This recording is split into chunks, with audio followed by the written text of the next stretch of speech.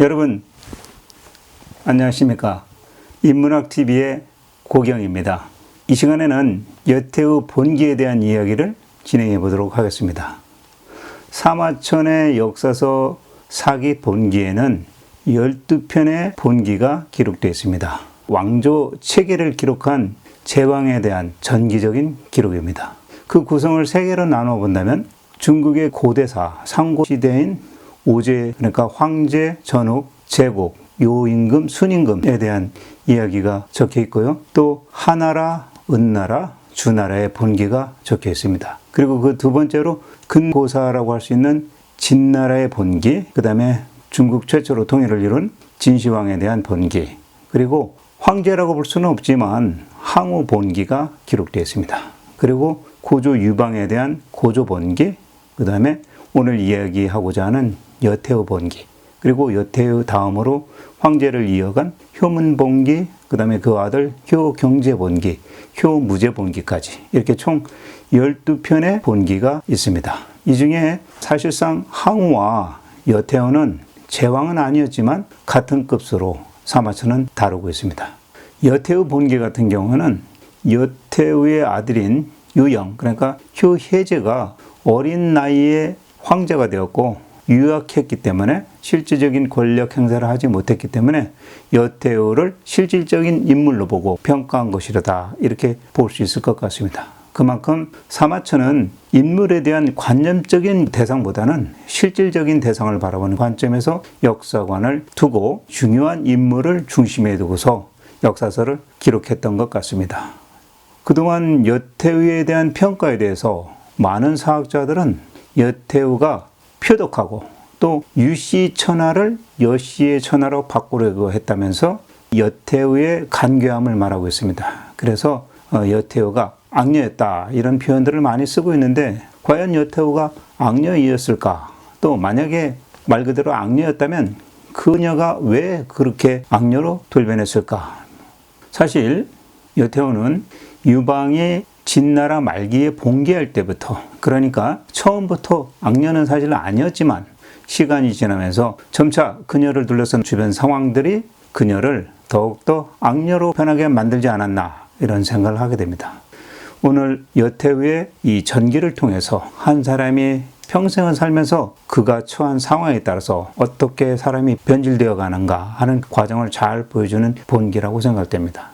사실 그리 썩 좋은 변화는 아니지만 여태우는 특히 이 권력욕 때문에 따라붙게 된 호칭, 악녀라는 표현이 있지 않았나, 그런 생각이 듭니다. 과연 여태우를 꼭 우리가 악녀로만 볼 수 있겠는가라는 생각을 두고 이야기를 풀어가보자 합니다.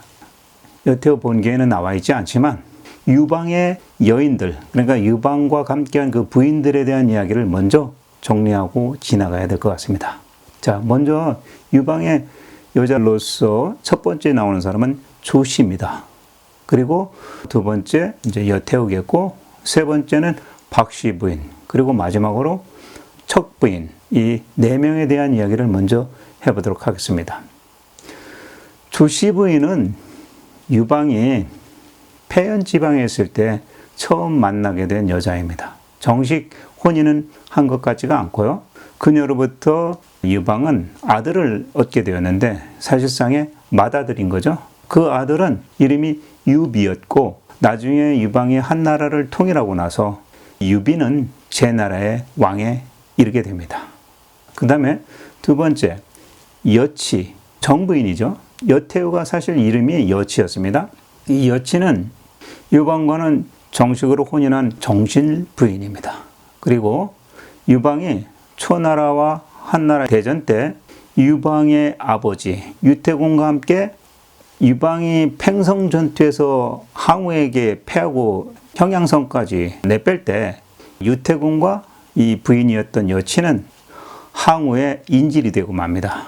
이와 같이 유태공과 유방의 아내였던 여치가 항우에게서 인질에서 풀려난 건 초안대전에 거의 끝나갈 무렵이었던 광모산의 대치, 이 시점에 풀려나게 됐으니까 거의 한 3년 정도를 항우에게 인질로 붙잡혀 있었던 여자였던 거죠. 거기다가 설상가상으로 이때 항우로부터 필사적으로 팽성에서 전투에서 패하고 도망가던 유방이 도망가면서 그 수레의 무게를 좀 더 줄이고 빨리 도망가기 위해서 그 당시 적통자였던 아들 유영과 딸이었던 노원공주를 수레 밖으로 집어 던지는 일까지 벌어지죠. 이 이야기는 사마천 4개 열전 중에서 번쾌와 하우영을 말하는 열전에 잘 소개되어 있습니다. 그래서 제가 이거는 카드로 끼워 넣도록 하겠습니다. 자, 이때 그 아들이었던 유영이 훗날에 해제가 되고요. 딸이었던 노원공주가 훗날에 장이의 아들인 장호와 결혼을 하게 됩니다. 그래서 그 밑에 또 딸이 태어나게 되죠. 이 이야기도 이제 뒤에서 얘기를 하게 될 것입니다. 유방은 자기의 적통 자식이었던 남매를 자기 살아보겠다고 내던진 아버지였습니다. 아마 여친은 이때부터 그 마음속에 남편 유방에 대한 마음은 이미 떠나지 않았을까 그런 생각이 됩니다. 혹시 이 영상을 보고 계시는 분들 중에서 자녀를 둔 기혼 여성분이 이 영상을 보신다면 아내된 입장에서 여치의 이러한 입장을 어떻게 생각하실지 궁금하게 여겨집니다. 자, 그럼 다음 부인을 이야기해 드릴게요. 세 번째 부인이 이제 박씨 부인인데요. 이 박씨 부인은 처음에는 유방과 함께 했다가 나중에 유방을 배신했던 유표의 아내였다가 유표가 죽고 나서 유방이 거둬들인 여인이었습니다. 근데 이 박씨 부인은 사실상 생전에 유방이 살아있을 때 유방으로부터 그렇게 총애를 많이 받지 못한 후궁이었습니다. 그렇지만 이 여인 박씨는 훗날 유방으로부터 얻은 그 아들이 여태우가 있을 때 대나라의 왕, 유항인데요. 대나라의 왕으로 있다가 여태우가 죽고 난 다음에 한나라의 황제인 문제가 되는 겁니다. 그래서 이 박태우라고 표현했는데 박씨 부인은 나중에 자기 아들 문제가 황제가 되고 나서 박태우의 지위에 오르는 그러한 여인이 된 거죠. 어찌 보면 유방의 여인들 중에서 가장 성공한 여자다라고 할 수 있겠습니다.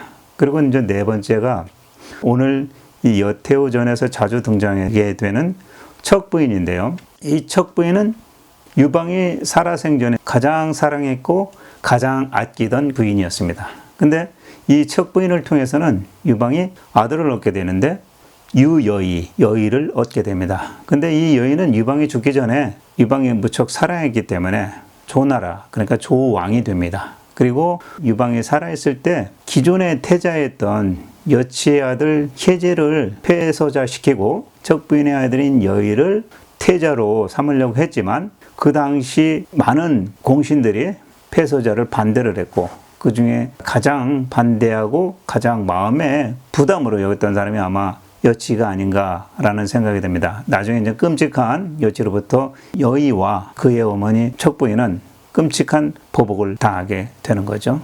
이와 같이 일단 유방이 권유했던 여인 4명에 대해서 간략하게 먼저 소개를 드리고 시작하도록 하겠습니다. 자, 그러면 여태우 본기에 들어가기 전에 여태우에 대해서 좀 더 소개하고 들어가겠습니다. 여태우의 이름은 아까 말씀드린 대로 여치였고요. 진나라 말기 폐연 땅에서 유방이 그 지역의 정장, 그러니까 지금으로 말하자면 뭐 경찰 정도 되겠는데 정장으로 활동할 때 정실 부인이었습니다. 자녀로서는 노원공주와 훗날 황제가 되는 유영혜제를 두었다고 아까 말씀을 드렸고요. 유방이 진나라의 항거에서 봉기를 일으켰고 나중에 한왕이 된 후에 정도에서 척부인을 얻게 되고 또 그녀를 통해서 훗날 조왕이 된 여의를 낳게 되죠.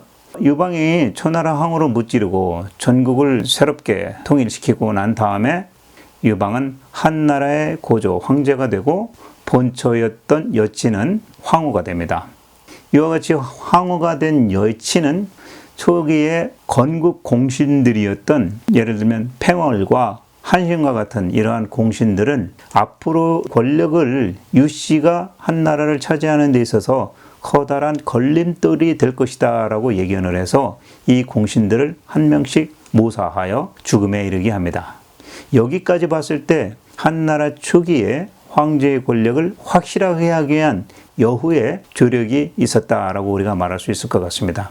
그 예로서 여우가 소화를 이용해서 한신을 유인하고 또 한신을 붙잡아 들인 다음에 죽음에 이르게 합니다. 그리고 나서 자기의 남편 고조 유방에게 보고를 하니까 이 유방이 뭐 한신에 대해서 그렇게 아쉬워하지 않습니다. 잘했다는 식으로 이제 응답을 합니다. 그리고 또 이 여우가 영모로 인해 잡혀가지고 유방에게서 벌을 받고 귀양을 가고 있던 팽어를 굳이 다시 꼬드겨가지고 낙양으로 다시 들어오게 한 다음에 팽어를 또 모반을 일으켰다라는 모함을 또 만들어서 결국은 팽어를 죽음에 이르게 한 여인이 되겠습니다. 만약에 이 시대 때 여우가 그러한 공신들을 제거하지 않았더라면 아마 한나라가 건국 초기에 다시 와해되고 말았을지도 모른다는 생각을 하게 됩니다. 자, 어찌 보면 통일 한나라를 굳건하게 하기 위한 여우의 노력이 없었다면 아마 한나라의 역사는 새롭게 쓰여지지 않았나라는 그런 생각도 하게 됩니다. 자, 그러면 먼저 이 여우 본기에 들어가기 위해서는 여기에 인물들이 상당히 많이 등장을 합니다. 그래서 제가 자료로 유방의 그 유씨의 가계와 그 다음에 이 여우의 여씨의 가계들을 먼저 살짝 설명해 드리고 지나가야 될 것 같습니다. 그래서 먼저 그 내용을 좀 소개를 해 드리겠습니다. 자, 먼저 제 왼편에 가계도를 올려놓고 시작을 하도록 하겠습니다. 자, 여러분들은 이걸 보시면서 이 사람이 누구고 어떤 사람인지를 이해하시면 될 것 같습니다. 자, 그럼 소개해 드리겠습니다. 먼저 유방이 아버지가 아까 말씀드린 유태공이 있습니다. 유태공의 아들들 중에 그 유방의 형이 있고 그 다음에 유방, 한 고조가 된 유방이 있습니다. 그 밑으로 형제 중에 동생 유교가 있습니다. 자, 이 동생인 유교는 나중에 초왕이 됩니다. 그리고 유방의 형님의 아들이 있습니다. 이 형님의 아들 역시 왕이 됩니다. 유비인데요. 이 사람은 오나라의 왕이 됩니다. 그리고 유방의 아내들 중에 부인들 중에 첫 번째 조씨로부터 얻어진 아들 유비인데요. 이 사람은 제나라의 왕이 됩니다. 그리고 나중에 그의 아들인 유장에게 또 왕위를 물려주게 됩니다. 그리고 오늘 주인공인 여씨를 통해서는 유영, 효혜제가 되는 거죠. 두 번째 황제입니다. 그리고 그 딸 중에 노원공주가 있습니다. 이 노원공주는 유방이 초안전 때 장희를 자기 편에 끌어들였는데 장희의 아들이 장호입니다. 그 장호와 결혼을 시킵니다. 그래서 공주가 이제 장호와 결혼을 하게 되는 거죠. 그 다음에 이제 유방의 부인 중에서 이제 박씨 부인이 있는데 아까 유표의 그 아내였었는데 이제 유방이 걷어들였다고 했죠. 이 박씨 부인으로부터는 유항이라는 아들을 낳게 됩니다. 근데 이 유항은 당시 여태우 때는 대나라의 왕이었습니다. 그런데 나중에 여태우가 죽고 난 다음에 주발과 진평에 의해서 문제로 등극하게 되는 거죠. 그러니까 한나라의 세 번째 황제가 되는 겁니다. 그리고 유방의 아내 중에 이제 척부인이죠. 척부인으로부터는 유여희를 얻게 되고 이 유여희는 유방에 살아있을 때 조나라의 왕이 됩니다. 자, 이와 같이 아들 4명 정도가 이제 대표적으로 나오고요. 그 외에도 유방의 아들이 4명이 더 있습니다. 그러니까 유방의 아들로 등장하는 인물은 총 8명인데 그 나머지 이제 아들 중에서 유회는 양왕에, 그 다음에 유우는 회양왕에, 그 다음에 유장은 회남왕에, 그리고 유건은 연왕에 이렇게 봉해집니다. 근데 여기 유씨들의 이 유방의 후손들은 이후로 여태우에서 수많이 이제 휘둘리게 됩니다. 그래서 그 이야기는 여태우 본기 이야기 속에서 계속 이야기를 해보도록 하겠습니다. 지금까지 유방의 그 혈역과 이 관계를 쭉 도표로서 설명을 드렸고요. 다음에는 이제 오늘의 주인공 여태우의 가족들에 대해서 또 표로서 말씀드려 보도록 하겠습니다. 첫 번째로 여태우는 오빠가 둘이 있습니다. 그래서 큰 오빠가 여택입니다. 그리고 둘째 오빠가 여석지인데요. 이 여택과 여석지는 유방을 쫓아서 유방이 진나라하고 한거하고 초안전 대전을 이룰 때 각각 장군으로서 출전을 해서 같이 싸워준 인물들입니다. 그리고 여치의 바로 위에 언니가 하나 있었는데 장후입니다. 이분이 이제 여치의 큰언니가 되겠고, 그 다음에 여치 밑에 동생이 있는데 여수가 있습니다. 여동생입니다. 이 여수는 번쾌 아시죠? 유방을 따라서 공신이었던 번쾌의 아내가 되는 거죠. 번쾌와 결혼을 하게 됩니다.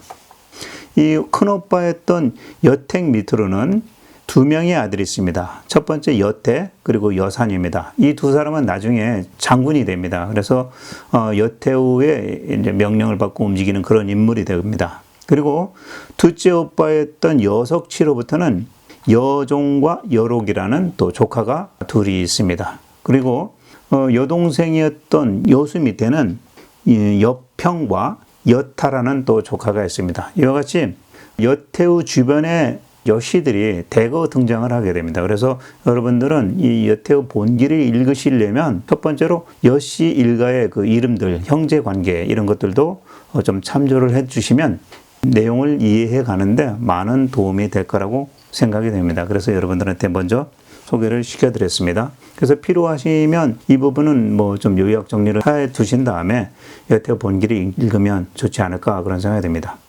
자, 그러면 지금부터는 여태우 본기에 대한 내용으로 좀 들어가 보겠습니다. 여태우는 고조 유방의 미천한 신분이었을 때 얻게 된 아내였던 거죠. 이 여태우로부터 혜제와 딸 노원 공주가 태어났습니다.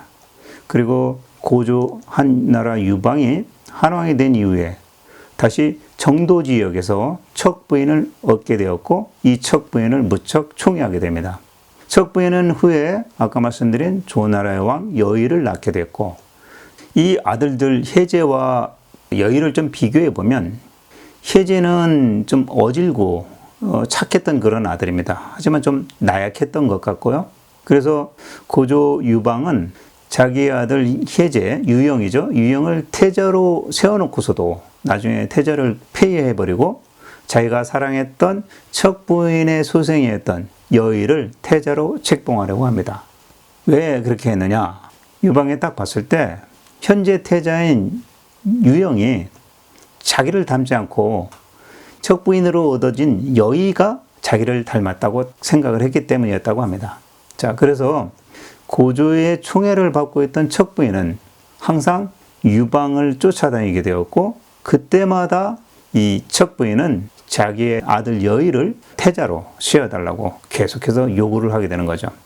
이와 같이 척 부인이 고조인 유방에게 항상 밤낮으로 울면서 자기 아들을 태자로 책봉해달라고 이렇게 애원을 했는데, 이 반면에 여친은 좀 어느 정도 나이가 들었고, 그리고 이제 항상 집에서 머물러 있게 되고, 뭐 고조를 도대체 만날 기회가 그렇게 없는 겁니다. 그러니까 점점 더 유방과 여치의 관계, 이 두 사람의 부부 관계는 조금씩 멀어지게 된 거죠. 당시에 유방은 척 부인의 아들이었던 여의를 1차적으로는 이제 조왕에 이제 봉하게 됩니다. 그리고 나서 이제 여러 번에 걸쳐서 태자 자리를 바꿔치기 하려고 여러 시도를 합니다. 그런데 다행히도 이 대신들, 말하자면 이제 번쾌라든지 주발이라든지 소아, 뭐 이런 사람들이 유방에게 간언을 해서 폐쇄자 하는 것을 반대를 합니다. 그런데 유영을 폐하지 못한 이유가 장량에게서 나옵니다. 이 이야기는 지난번 제가 유휴세가를 말씀드릴 때, 그러니까 장량 이야기를 말씀드릴 때 충분히 설명드렸습니다. 그래서 장량 이야기에서 보시면 더 이해가 빠르실 건데요. 간략하게 말씀드리면 여태우가 자기 아들이 폐서사 되지 않도록 하기 위해서 자기 오빠에게 부탁을 합니다. 그러니까 이 오빠가 장량에게 찾아와서 뭔가 대책을 내놔달라고 부탁을 또 하죠. 근데 장량은 사실 가족관계 일을 내가 왜 참견하느냐고 만류를 하다가 그래도 자꾸 부탁을 하니까 어떻게 대안을 내놓느냐면, 당시에 상산이라는 지역에 4명의 아주 유가의 유명한 사람들, 스승으로 모실 만한 사람들이 4명이 있었는데, 이 사람들이 안 그래도 유방은 유가 쪽의 사람들을 싫어했지만 이 사람들만큼은 자기가 모시고 싶었는데 이 사람들이 유방을 거부했어요. 근데 어느 날 장량이 이런 계책을 꾸며가지고 그 상산의 사공자가 태자 유영이 어떤 잔치를 벌였는데 그 자리에 이 사공자가 와 있는 거예요. 그때 유방이 그 사람들을 보며 깜짝 놀랍니다. 이 사람들이 여기 왜 왔나? 내가 불러도 안 오던 사람들이. 근데 그 사람들이 당신 유방 같은 사람에게는 우리가 오지 않았지만 당신의 아들 이 유영은 엄청난 사람이다. 그래서 우리가 뒷받침해주기, 백그라운드가 돼주기 위해서 우리가 여기까지 찾아왔다. 이런 이야기를 합니다. 그래서 그 당시 이제 유방이 이 정도의 사람들이 우리 아들 유영을 찾는다라면 유영이 내가 본 거하고는 좀 다르게 유능한가 보다 해서 척부인이 부탁했던 여의를 태자로 세우는 것을 포기하게 되고 기존에 태자였던 유영을 그대로 유지시켜주는 그런 일이 벌어지게 된 거죠. 자, 그래서 여우는 그런 일이 있은 이후로 척부인에 대해서 어떻게 생각하겠습니까? 예전 우리나라 지금은 그런 일이 없겠지만 양반들 보면 좀 본처가 있고 후처가 있고 그런데 그 밑에서 자라나는 아이들 보면 좀 그 부인들 간에 알력이 있고 그래서 많은 문제가 생기고 있지 않습니까? 여기도 이제 마찬가지인 거죠. 자, 그런데 이 여후는 그 성격이 상당히 의지가 강하고 또 강직하고 이러한 여인이었던 것 같습니다. 그래서 유방이 천하를 평정하는 데 있어서 내조를 충분히 당시에는 했을 뿐만 아니라 대신들, 아까 말씀드렸던 팽월이나 한신들을 죽이는 데 있어서 여후의 입김이 엄청 크게 작용했었던 거죠. 자, 그리고 또 유방이 황제가 된 고조 12년, 그러니까 기원전 195년에 유방이 장락궁에서 죽게 됩니다. 그러니까 당시 태자였던 혜제가 그 계승을 해서 황제 자리에 오르게 됩니다. 그 당시 고조 유방의 아들이 8명이었다고 말씀을 드렸죠. 자, 이와 같이 이제 유방 사후에 이제 어떤 일이 벌어지는지 이어서 이야기를 해보도록 하겠습니다. 자, 근데 한 가지, 유방이 죽었을 때 각각의 지역에 왕들을 이제 유씨들로 다 배치를 하는데 딱 한 지역만 유씨가 아닌 사람이 왕이 됐습니다. 그 지역이 어디냐면 파군 지역이라고 하는데 여기는 이제 예전에 초나라, 그러니까 좀 오지죠. 그러니까 파군 지역에 오예라는 사람이 있었어요. 봉기를 같이 일으켰던 사람입니다. 진나라 말기에. 이 오예의 아들 오신을 장사왕에 봉하게 됩니다. 그러니까 유일하게 왕들 중에서 유씨가 아닌 사람이 딱 한 명이 있었던 거죠. 자, 그러면 지금부터는 여태우와 척부인과의 그 운명적인 이야기를 해보도록 하겠습니다. 여태우는 척부인과 그의 아들인 조왕 여의를 가장 증오했습니다. 그래서 척부인을 죄 지은 사람들이 들어가 있는 그 궁녀들의 유폐지가 있는데 거기에다가 보내버리고 가둬놓은 다음에 두 번째로 이제 그 아들인 조왕 여의를 수도 장안으로 소환을 합니다. 들어오라고. 근데 그 소환을 하기 위해서 사자를 3번이나 조나라에 보냈는데 그때마다 그 당시에 조나라의 승상으로 있던 주창이 계속 안 된다고, 왕을 보낼 수 없다고 이렇게 보내지 않습니다. 이 이야기는 사마천 사기열전 중에서 장승상 열전을 참고하면 그 내용이 나왔습니다. 여기에 이제 주창에 대한 이야기가 나옵니다. 그래서 고조의 유방께서 신을 이 조나라 여의 밑에 보낸 목적은 나이가 어린 이 조왕 여의를 나보고 잘 보살피란 뜻에서 보냈는데 가만히 내가 들으니 척부인한테 원한이 깊은 태우께서 조왕을 자꾸 불러가지고 죽이려 하는 것 같으니 제가 감히 제가 모시고 있는 왕을 보낼 수가 없습니다. 그리고 조왕 여인은 지금 나이가 어리고 병이 나서 아픈 상태이니까 제가 못 보내드리겠습니다 라고 하면서 거부를 합니다. 자, 이 이야기를 여우가 듣고 나서 화가 잔뜩 난 거죠. 그래서 또다시 사자를 보내서 주창 먼저 장안으로 소환을 하고 주창이 할 수 없이 장안으로 들어오니까 주창이 장안에 들어오기도 전에 또 사자를 보내서 여의를 또 소환을 하게 됩니다.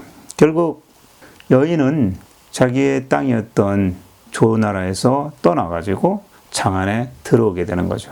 자, 근데 여의가 장안으로 막 들어오고 있을 때 좀 성격이 인자하고 이 사랑에 넘치는 혜제가, 그러니까 배달은 형이죠, 사실은. 이 효혜제가 자기 어머니 여후가 조왕을 부르는 이유가 죽이려고 하는 것을 미리 눈치채고 일부러 조왕이 들어올 때 먼저 나가가지고 맞이를 합니다. 그리고서 이제 궁으로 함께 들어온 다음에 밥 먹는 거, 잠자는 거 다 옆에 끼고서 보호를 해줍니다. 그러니까 자기 어머니가 자기 배달한 동생 여의를 죽일까봐 자기가 항상 같이 있어주게 되는 거죠. 이만큼 전 인정이 깊은 황제였던 거죠.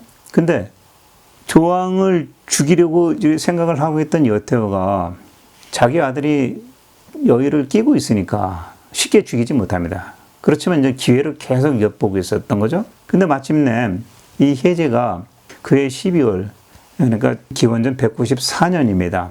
아침에 일찍 사냥을 나갔는데 조왕인 여의가 같이 사냥을 나갔어야 되는데 좀 나이가 어렸기 때문에 일찍 일어나지 못하고 궁에 혼자 남게 되었습니다. 자, 이렇게 여의가 궁 안에 혼자 남았다는 소식을 듣게 된 태후는 바로 사람을 시켜가지고 독이 든 술을 조왕이었던 여의에게 마시게 합니다. 그래가지고 날이 밝았는데 효혜제가 사냥을 마치고 환궁을 딱 했는데 이미 자기 배다른 동생 여의가 독약을 먹고 죽어 있는 겁니다.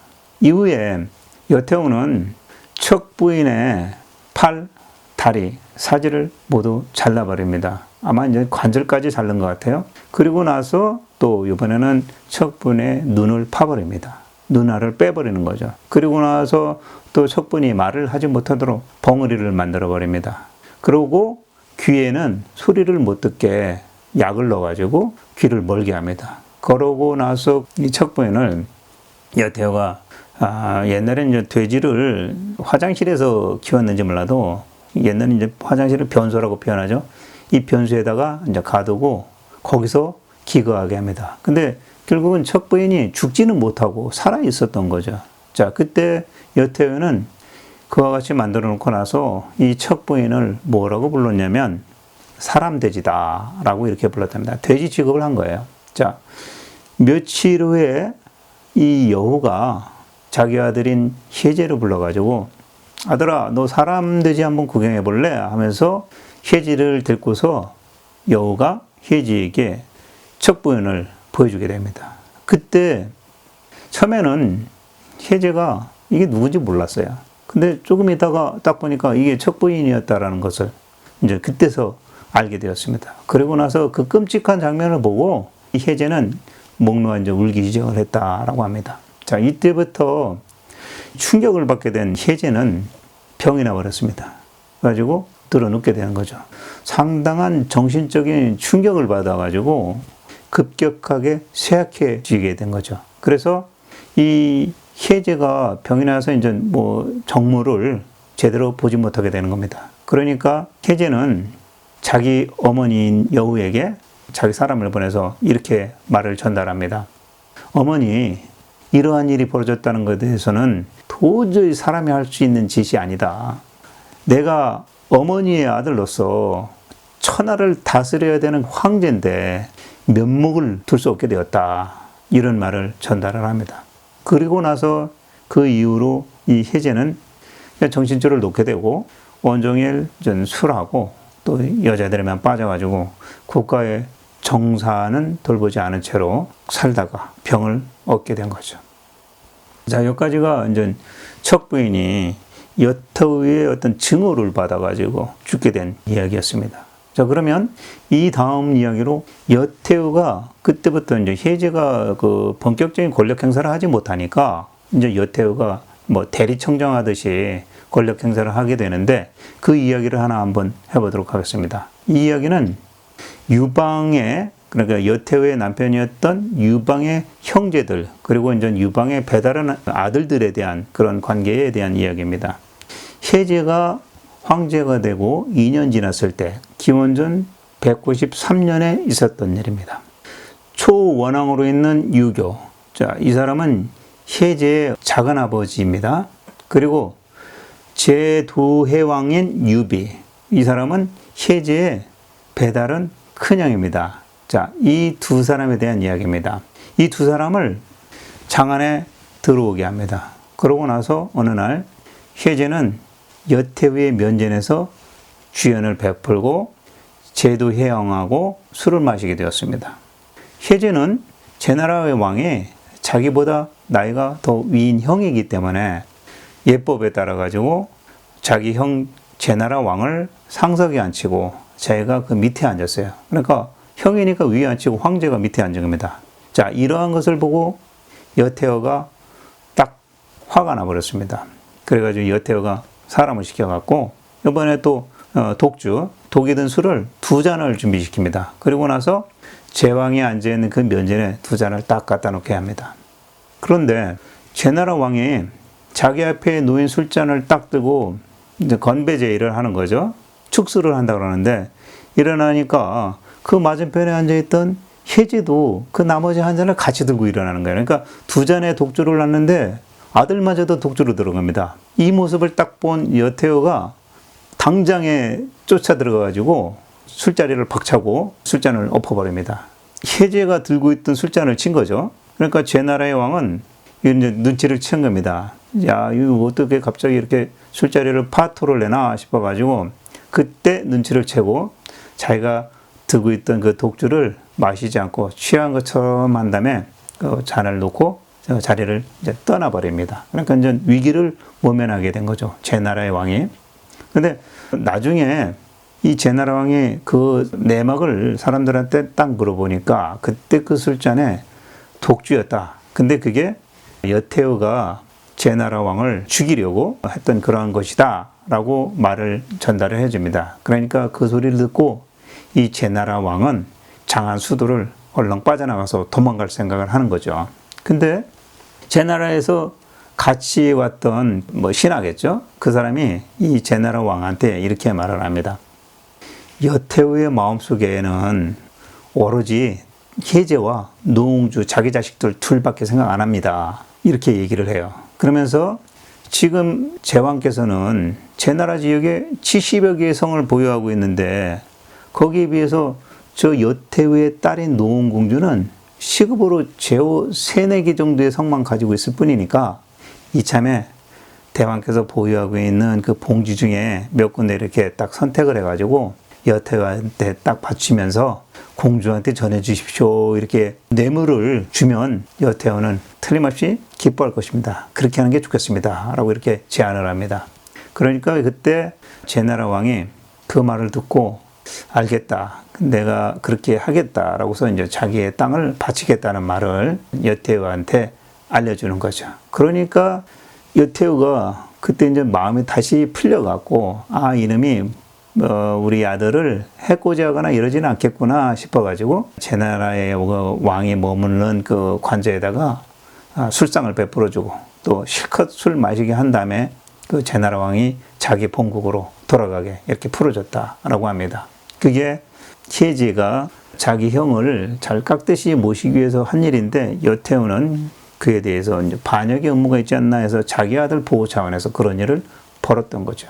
그리고 혜제가 등극한 지 3년, 그러니까 기원전 192년 혜제는 장안의 성을 축조하고 혜제가 황제가 된 지 4년 더 지나서 장안의 궁전이 새롭게 완성이 되는 거죠. 자, 그러면 다음 이야기는 혜제가 젊은 나이에 죽게 됩니다. 그러니까 그때 이후로는 여태우가 본격적으로 직접 나라를 다스리는 그런 일에 나서기 시작합니다. 자, 이 이야기는 여태우 본기 내용이 상당히 길은 관계로 제가 다음 편에 말씀드리도록 하겠습니다. 자, 오늘은 여기까지 여태우가 어떤 인물이었고 또 그의 아들 휴혜제가 어떤 황제였는지까지 여러분들한테 이야기해 드렸습니다. 다음 편에는 혜제의 죽음, 그리고 여태우가 유씨의 나라를 여씨의 나라로 바꿔가려고 하는 그러한 과정, 그 다음에 여태우가 죽게 되는 그 과정, 그리고 여태우가 죽고 난 이후에 여씨들을 다시 제압을 하는 그런 과정들에 대해서 여러분들하고 추가로 더 이야기를 해보는 시간 가져보도록 하겠습니다.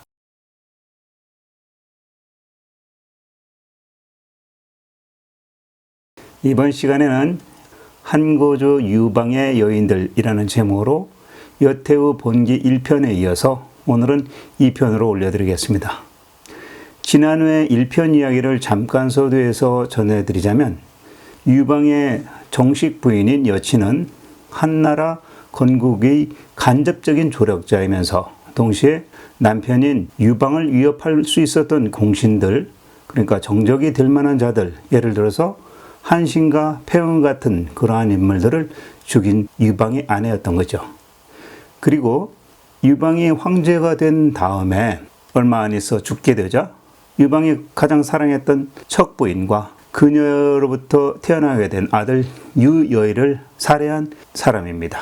그리고 나서 이 여우는 황제를 이은 자기 아들 혜제를 가까이에서 보필을 하면서 여태우의 자리를 지켜나가는 이야기까지 지난 1편에 여러분들에게 말씀드렸습니다. 자, 이번 시간에는 여태우 본기 지난번 영상에 이어서 여태우의 아들인 혜제가 황제가 되고 난 이후에 죽게 됩니다. 그 죽음 이후로부터 이제 여태우가 본격적으로 권력을 집권한 이후 그녀가 사망하는 시점까지의 이야기를 한번 진행해 보도록 하겠습니다.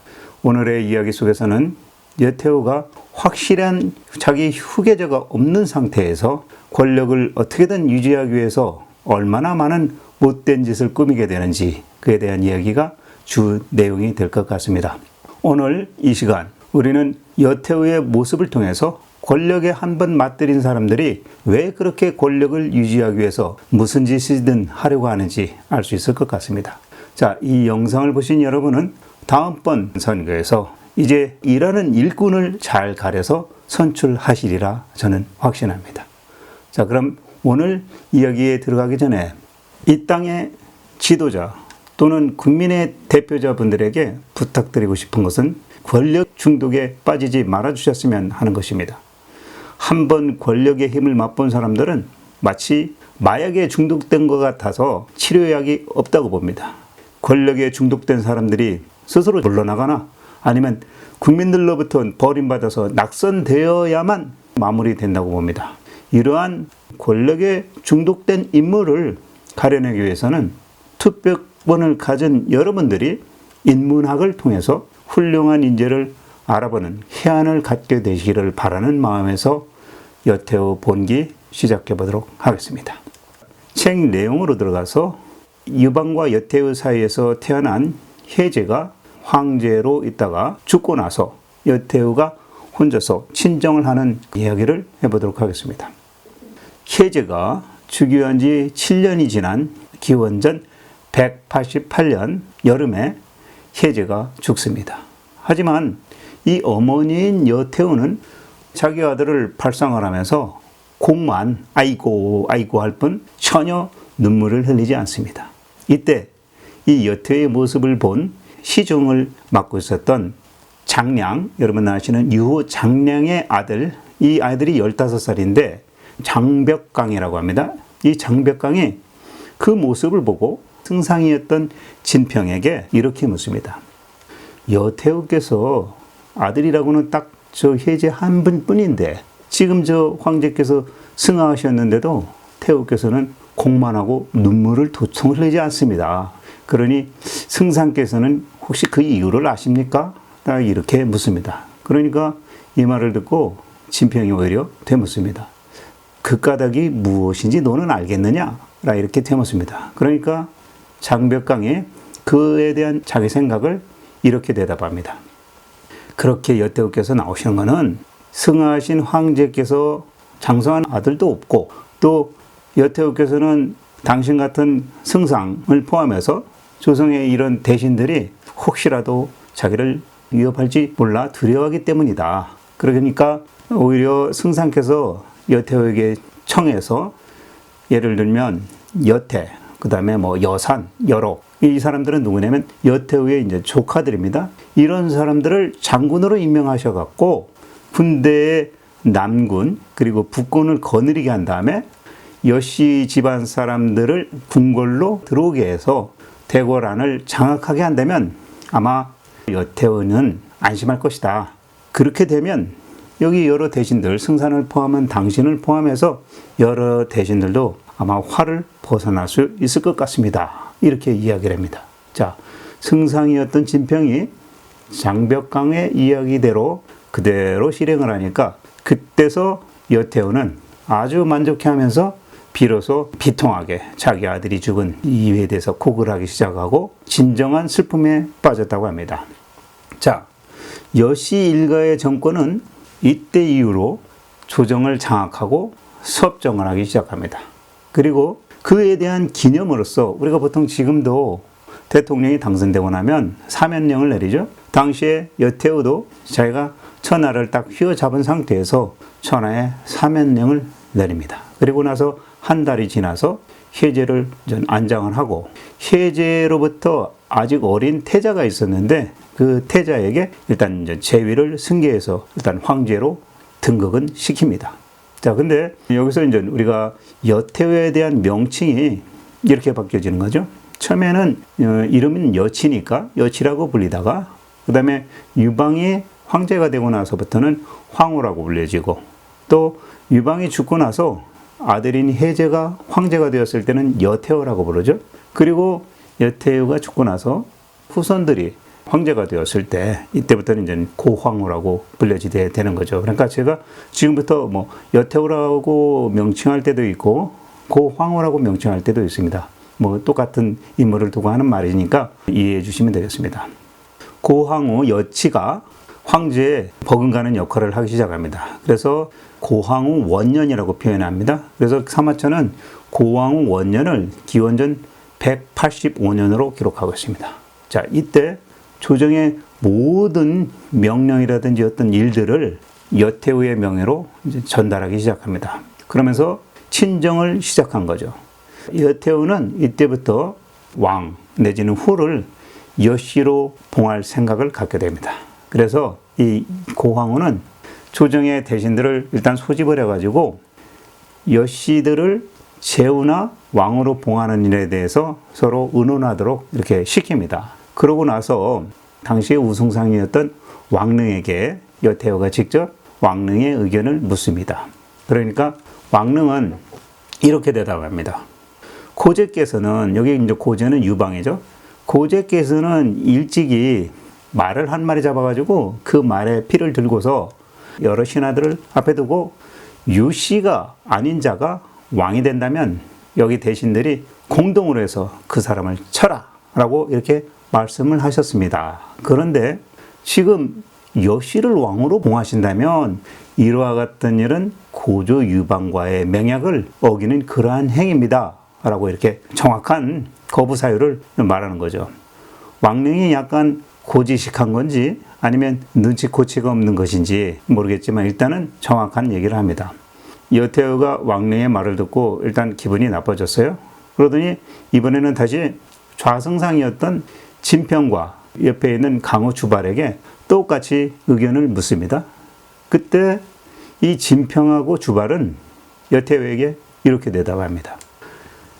일찍이 고제인 유방께서 천하를 다 평정하시고 그 자제분들을 왕으로 봉하셨습니다. 근데 여태우께서 황제의 직권을 행사하고 계시니까 뭐 그 형제분들, 형제분들이라고 하면 이제 여씨들을 말하는 거죠.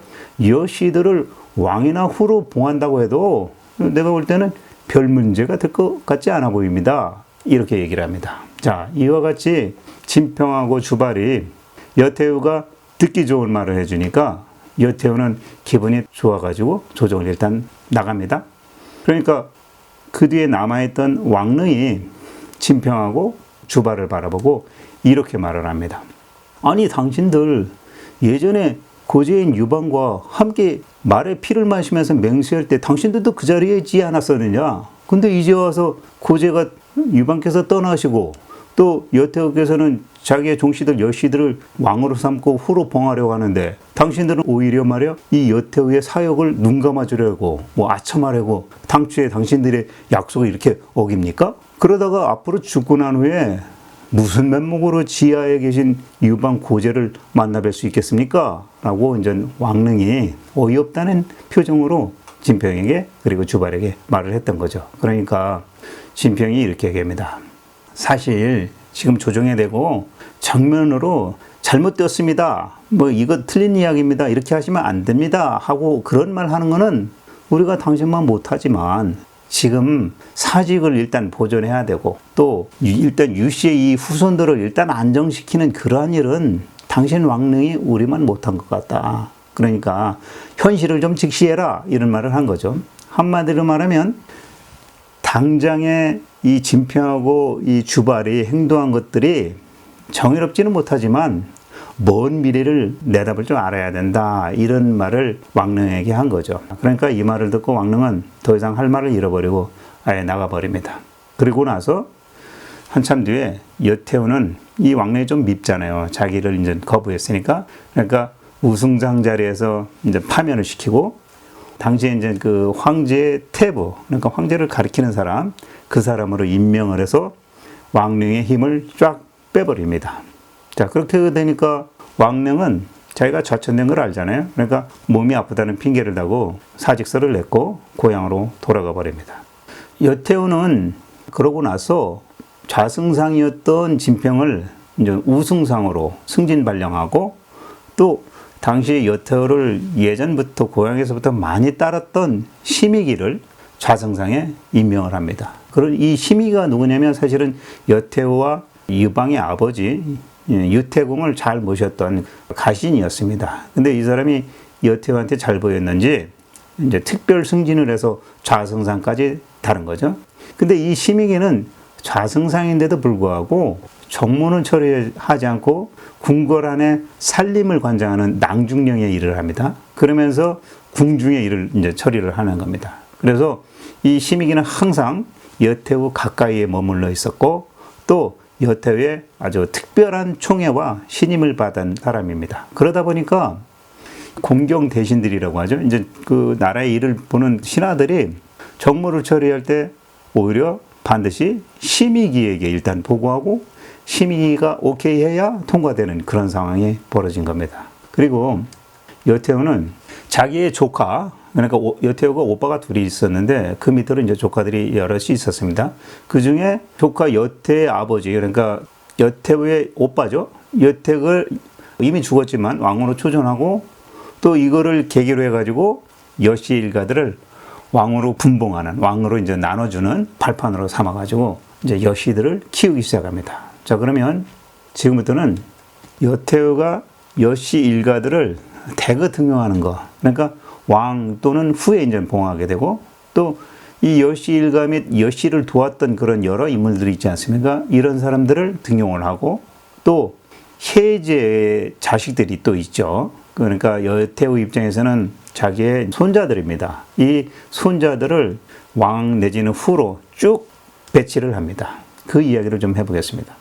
일단 여태우가 여씨 일가들을 후로 봉할 발판을 삼기 위해서 맨 먼저 오빠였던 여택의 오른팔이었던 사람이 있었어요. 오빠의 오른팔이죠. 여택의 풍무택이라는 사람인데 이 사람은 일단 낭중령으로 발령을 내줍니다. 그러니까 일단 자기 오빠를 잘 챙겨줬던 사람을 궁궐 살림하는 사람으로 발령을 냅니다. 그리고 이제 두 번째, 이 여태우하고 유방 사이에서 노원공주가 있었죠. 자, 이 노원공주는 초안전에서 나올 때 장이 있지 않습니까? 장이의 아들이었던 장호와 결혼을 시킵니다. 그런데 그 노원공주와 장호 사이에서 아들이 태어납니다. 그래서 이제 장언이라고 하는데 장언을 노나라, 노왕에 이제 발령을 냅니다. 그리고 나서 또 유방과 조씨 부인에게서 난 아들이 있습니다.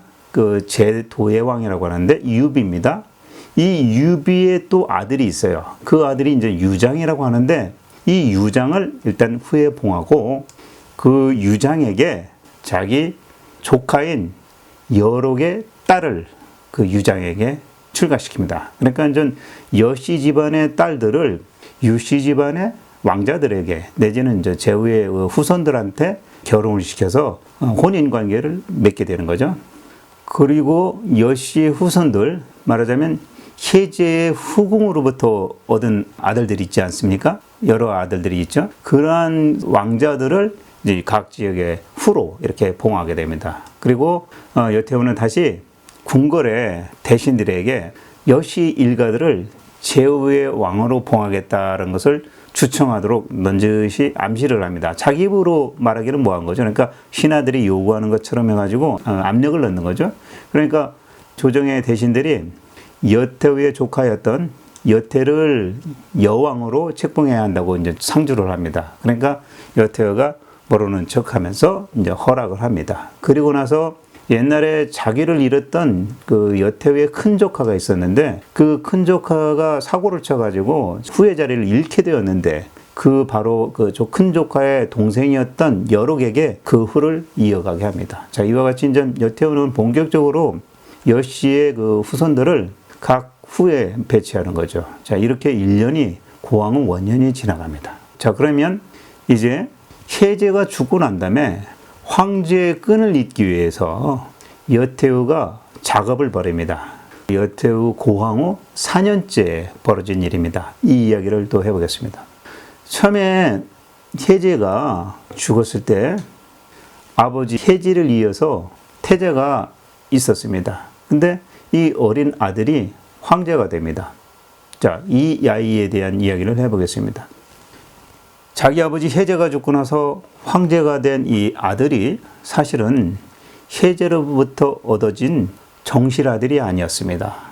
이 이야기를 해보면 여태후가 자기 딸이었던 노원공주와 또 사위인 장후에게서 태어난 딸이 하나 있었는데 여태후에게는 이제 외손녀가 되겠죠. 그 외손녀를 자기 아들인 혜제한테 결혼을 시키는 거야. 그러니까 황후로 만드는 겁니다. 무슨 얘기냐면 혜제가 자기 누나의 딸, 그러니까 조카인데 조카와 결혼한 꼴이 된 거죠. 그래서 거기에서 아들이 태어났어야 되는데 후사가 없었습니다. 그러니까 혜제가 왕비 말고 후궁이 여럿이 있었는데 혜제가 후궁 중에서 난 아이를 뺏어가지고 그 후궁은 죽여버리고 마치 왕후가 그 아이를 낳은 것처럼 속여가지고 태자로 세웠던 거죠. 그래 이제 그 사람이 혜제가 죽고 나서 황제에 오른 겁니다. 근데 이 황제가 자기의 출생 비밀과 자기의 진짜 생모가 죽음을 당했다는 것을 알게 됐어요. 그러니까 이 할머니인 여태후에게 반드시 내가 보복하겠다라는 그런 결심을 하게 됩니다. 근데 그게 누설이 돼가지고 할머니였던 여태후가 그 사실을 알게 됩니다. 그러니까 여태후는 그 황제를 딱 붙들어다가 병이 났다고 일단 바깥으로 입소문을 낸 다음에 그 어린 황제, 자기의 손자죠 사실은, 그 황제를 강제로 감금시켜버리고 고립시켜버립니다. 그러니까 사람이 감금되거나 고립돼 버리면 미쳐버리게 되는 거죠. 그러니까 미치게 만든 거예요. 그리고 나서 신하들한테는 여태후가 뭐라고 그러냐면 황제가 이 미친 행동을 하고 미친 것 같으니까 이 한나라의 종묘사직을 위해서는 앞으로 이런 황제를 길게 계속 두고 있을 수가 없다. 그러니까 너희 신하들이 이 사실을 좀 제대로 알고 황제를 폐인하게끔 주청을 좀 넣어라. 그렇게 해가지고 이 황제를 폐위되게 만들어라. 이렇게 압력을 넣습니다. 그러니까 신하들이 그대로 따라서 미친 황제를 폐위시켜야 됩니다. 라고 이제 주청을 넣게 되죠. 그러니까 결국 혜제를 이었던 황제가 폐위되게 됩니다. 그러고 나자 여태후는 바로 자기의 사실 뭐 손자 아닙니까? 그런데도 불구하고 그 황제를 남몰래 죽여버립니다. 그러니까 뭐 소리 소문 없이 이제 끝장을 내버린 거죠. 자, 그리고 나서 또 다른 황제를 또 이제 하나 세워야 되잖아요. 그러니까 혜제로부터 또 다른 후궁으로 난 아들이 또 있습니다. 그 누구냐면 유산이라고 여기 이제 기록에는 나와 있는데 이 사람이 이제 이름이 여러 번 바뀝니다. 유산에서 유이라는 이름으로 또 바뀝니다. 이 사람을 다시 황제로 세웁니다. 하지만 이때부터는 여태후는 뭐 그야말로 이 새로운 그 자기 손자지면서도 완전히 허수아비 황제로 만들어버리고 이때부터는 아예 연호도 바꾸지 않습니다. 그리고 아예 여태후가 모든 정사를 다 처리하게 되는 거죠. 황제의 권한을 다 갖게 된 거죠. 자, 그리고 이 시점에 태위라는 직책을 다시 설치를 합니다. 근데 이 태위는 뭐 하는 거냐면 군대에 있어서의 총책임자입니다. 그러니까 군대의 뭐 어떤 총 권한을 다 갖고 있는 그런 직책을 하나 만들고 그 자리에다가 강호 주발을 앉힙니다. 그러니까 여태후 입장에서는 그 당시 진평과 강호는 자기를 충실하게 따르는 그런 조력자였던 거죠. 그러니까 믿고 군권을 장악할 수 있도록 이렇게 배치를 한 겁니다. 자, 그리고 이제 또 해가 지나서 고왕후 5년, 그리고 6년, 그러니까 기원전 183년, 182년 때입니다. 이제부터 여태우는 자기가 이렇게 세워놓은 여씨들도 자기 마음에 좀 안 들면 다른 여씨들로 이제 그 후손들을 바꿔치기 해버립니다. 갈아치우는 거죠. 그리고 또 과거에 여후 말고 유방에 또 다른 그 부인들이 많지 않습니까? 예를 들면 유방과 조씨 부인에게서 출생한 제도예왕 유비가 있었습니다. 그 유비가 또 그 아들 유장이 있었는데 이 유장과 그 형제인 유흥거를 일단 후로 삼고서 장안에 일단 붙들어 놓습니다. 자, 후로 삼았다라면은 그 봉토로 보내야 되는데 일단 후로 삼았지만 장안성 안에 서울 수도죠. 거기에 이제 붙들어 놓고 있는 겁니다.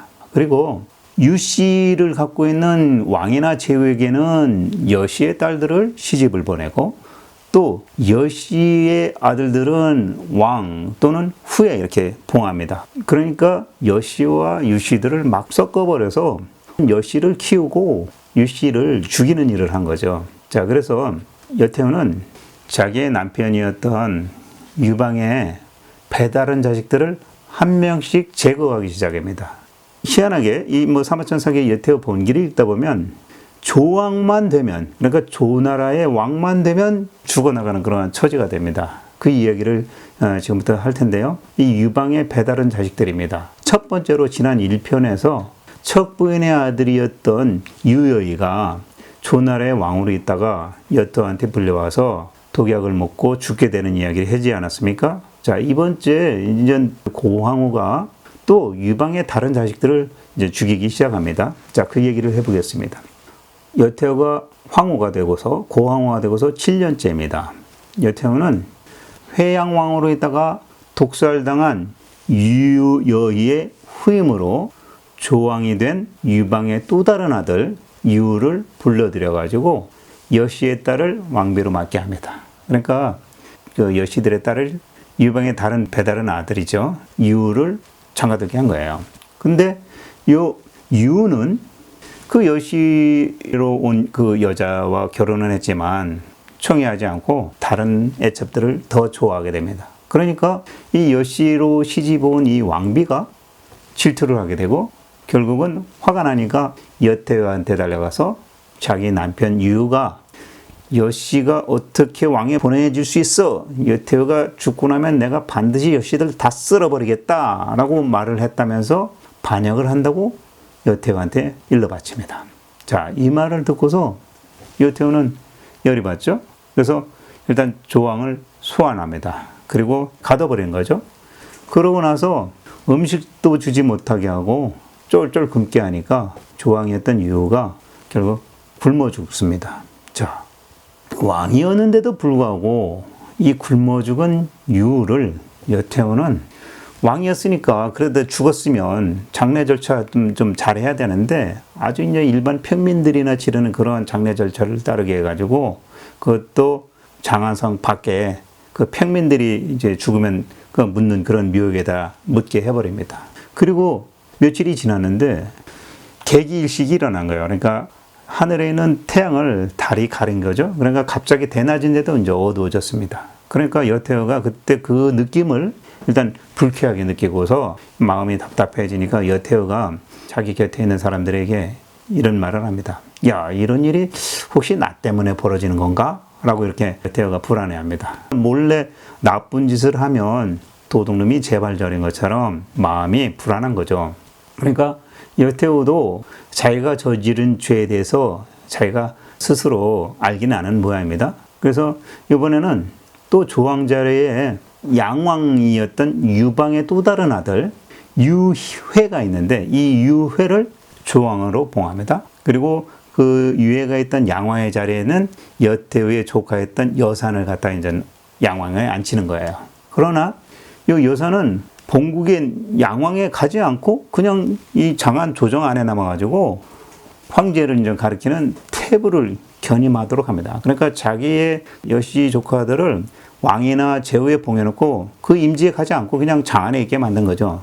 왜냐면 자기의 힘이 되니까. 그런데 이 조의 왕에 된 이 유회, 유방의 아들 유회가 이제 여러 사람들이 자기 형들, 배다른 형이었지만 조왕만 되면 죽어나갔으니까 마음속으로 좀 불안한 증상을 보였는지 여태후가 그걸 느끼고 자기 조카인 여산의 딸을 이 유회한테 또 출가를 시킵니다. 그래서 이제 왕으로 또 삼게 합니다. 자, 그런데 그 왕후가 된 조왕비가 이제 자기 밑에 시종들, 관원들 이렇게 데리고 갔지 않았겠어요? 근데 얘들이 이제 그거 믿고 좀 방조하게 굽니다. 그러면서 오히려 조왕인 유해를 막 감시하고 그러니까 조왕이 자기 마음대로 이제 행동할 수가 없었던 거예요. 감시받는 느낌 때문에. 근데 그때 마침 이 조왕 유해에게는 총애하는 첩이 하나 있었는데 그 첩을 이 여씨의 딸이었던 조왕비가 사람을 시켜가지고 독주를 마시기 위해서 독사를 해버립니다. 그러니까 자기의 첩을 잃었던 조왕 유해는 슬픔을 이기지 못하고 자기 스스로 목숨을 끊어버리고 맙니다. 그러니까 자살을 해버린 거예요. 자, 그러니까 여태후는 이 자살을 했다는 소식을 듣고서 찌질하게 조나라 왕이 여자 때문에 자살이나 하고 황실의 그런 예법을 갖다가 다 짓밟아버렸다라고 하면서 조왕의 후손의 또 왕위를 계산한 권한을 싹 박탈해버립니다. 그러니까 이제 뭐 완전히 이제 그쪽 집안을 다 이제 끊어버린 거죠. 그리고 이 여태후가 이번에는 자기 딸의 남편이었던 그 사위 장후가 또 죽음을 맞아서 세상을 떠납니다. 그러니까 이 여태후는 그 장후의 아들이었던 장언, 그러니까 외손주죠. 외손주를 이제 노왕에 봉하고 죽은 사위는 노원왕이라는 시호를 내렸다고 합니다. 그리고 나서 조금 더 지나서 유방의 아들 중에 이제 박씨 부인으로부터 얻었던 아들이 있습니다. 유항인데요. 이 유항은 당시에 대나라 땅의 왕으로 있었습니다. 근데 이 왕이 나중에 이제 훗날 여태후가 죽고 나서 효 문제로 등극하게 되는 그 사람입니다. 자, 이 대나라의 유항에게 여태후가 사자를 보내서 유항을 조나라 왕으로 바꾸어서 봉하겠다라는 그런 뜻을 전합니다. 그러니까 또 조나라 왕이 되면 뭐 다 죽는데 이제 유황마저도 조나라 왕이 되라라고 이제 넌지시 사자를 보내서 말한 거죠. 이제 떠보려고 그랬던 거예요. 이 여태후는 유황이 이제 조나라 땅이 사실 그 대나라 땅보다는 위치도 좋고 풍성한 그러한 나라였던 모양입니다. 그래서 한번 떠본 거예요. 내가 이 좋은 자리를 딱 내주면 저 유황이라는 놈이 조나라 왕으로 냉큼 받아먹을라나 하고 이제 딱 떠봤는데 마침 이 대왕이었던 유황은 여태후의 그러한 뜻을 눈치를 챘는지 모르겠지만 조왕으로 가는 걸 사양을 하고 자기가 있던 대나라 땅을 그냥 지키면서 내가 이 변방이라고 하면 저 흑로족과 가까운 지역이기 때문에 그렇습니다. 이 변방을 지키겠습니다라고 이렇게 얘기를 합니다. 그러니까 여태후가 자기 말고 유방의 이제 다른 여자들로부터 얻어진 아들을 계속 경계를 했던 거죠. 만약에 이때 이 유항이 여태후 이런 응수에 만약에 응했더라면 아마 훗날에 효 문제는 없었을 것입니다. 근데 다행히도 이제 거부를 해서 살아남게 된 거죠. 그리고 이제 여태후는 자기의 조카였던 여산과 또 승상이었던 진평이 여록이라는 사람, 그러니까 이 여록도 여태후의 조카입니다. 이 여록이라는 사람이 여러 여로들 가운데서 서열이 가장 높으니까 차라리 이 여록을 조왕으로 세우는 게 어떻겠습니까? 라고 이렇게 진언을 하니까 여태후가 당장에 받아들여가지고 자기의 조카인 여록을 조왕으로 배치를 시키는 거죠. 발령을 냅니다. 그러니까 이제 조왕마저, 그러니까 가장 그 좋은 땅, 좋은 여건을 가진 그러한 제후의 왕마저 이제 여씨가 차지하게 된 거죠. 그렇게 해서 그해 이제 9월입니다. 이번에는 유방의 또 다른 배다른 자식이 있는데 연영왕이라고 하는데 이 유건이 있었습니다. 그 유건이 어떻게 하다가 이제 죽게 됐습니다. 그랬으면 그 유건의 뭐 사실 본처로부터 얻은 아들은 없었던 모양인데 첩으로부터 난 수생들이 있었음에도 불구하고 여태후는 연왕에 이제 사람을 보내가지고 첩들의 소생들을 다 죽여버려가지고 그 후손들을 싹 없애버리고 봉국마저 없애버립니다. 자, 이와 같이 여태우는 자기의 남편 유방이 다른 여자들로부터 얻게 된 배다른 자식들도 하나씩 다 정리해 나가버렸던 거죠. 다행히 거기에 박씨 부인의 아들이었던 유황만 살아남은 겁니다. 자, 그러면 지금부터는 여태우의 마지막 죽음에 대해서 이야기를 해보겠습니다. 고왕후가 원년에서 8년 지난 기원전 180년입니다. 봄이었는데요. 여태우가 자기에게 있는 재앙 같은 거를 제거하기 위해서 일종의 이제 제사 의식을 하고서 돌아옵니다.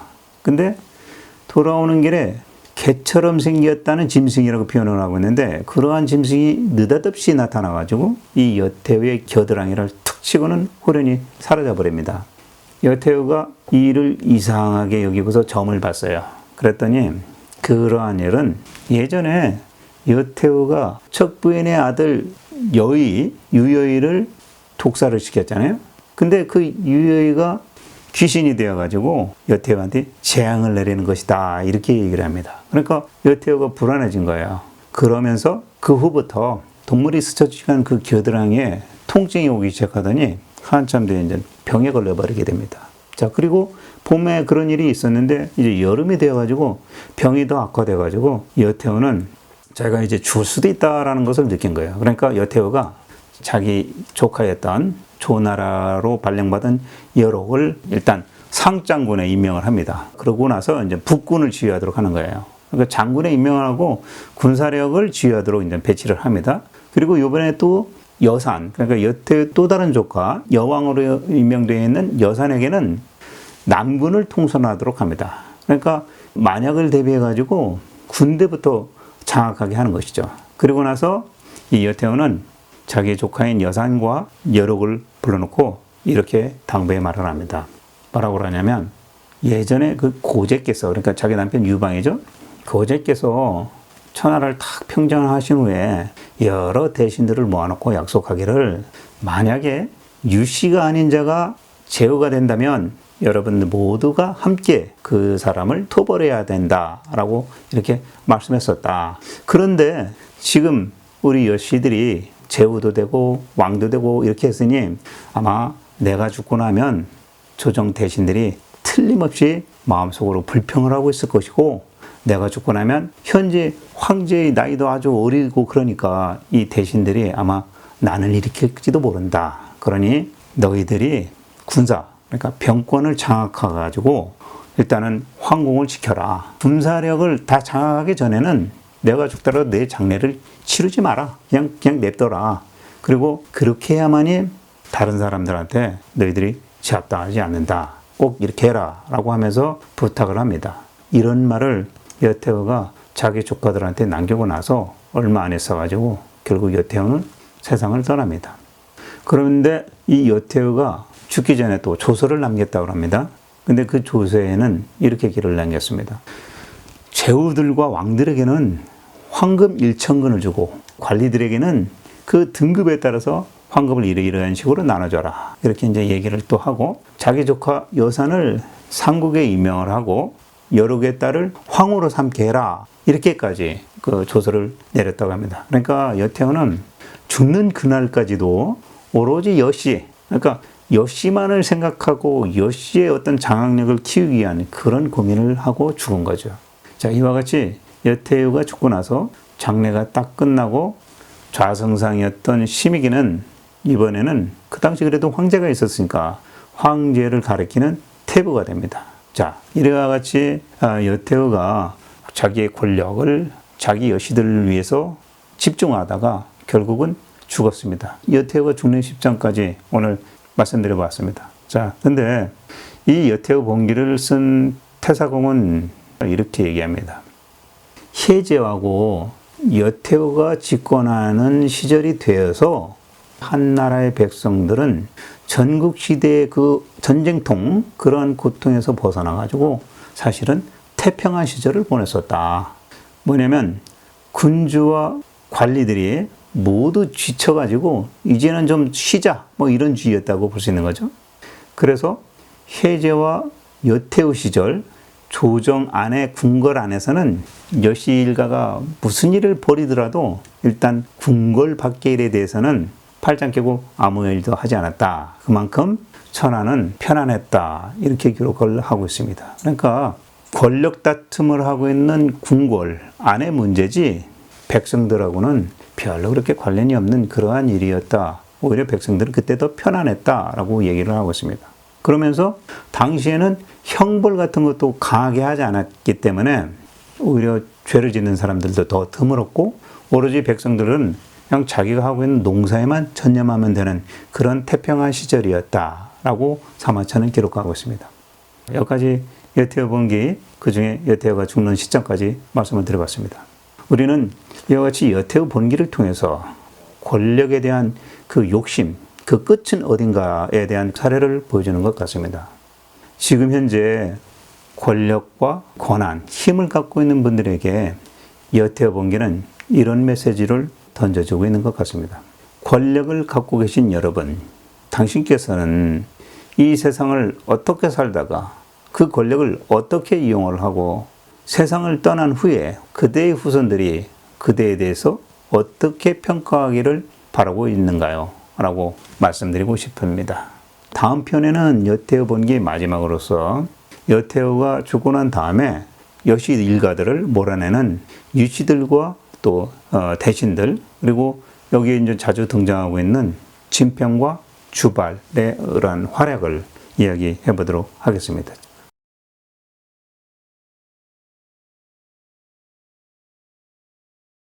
이번 시간에는 지난 시간에 이어서 여태여가 죽고 난 후에 그녀가 이루어놓은 여러 가지 그녀의 세력들이 어떻게 멸망하게 되고 또 여태여의 측근들이 어떻게 죽게 되고 어떻게 권력에서 쫓겨나는지를 이야기해보는 시간 가져보도록 하겠습니다.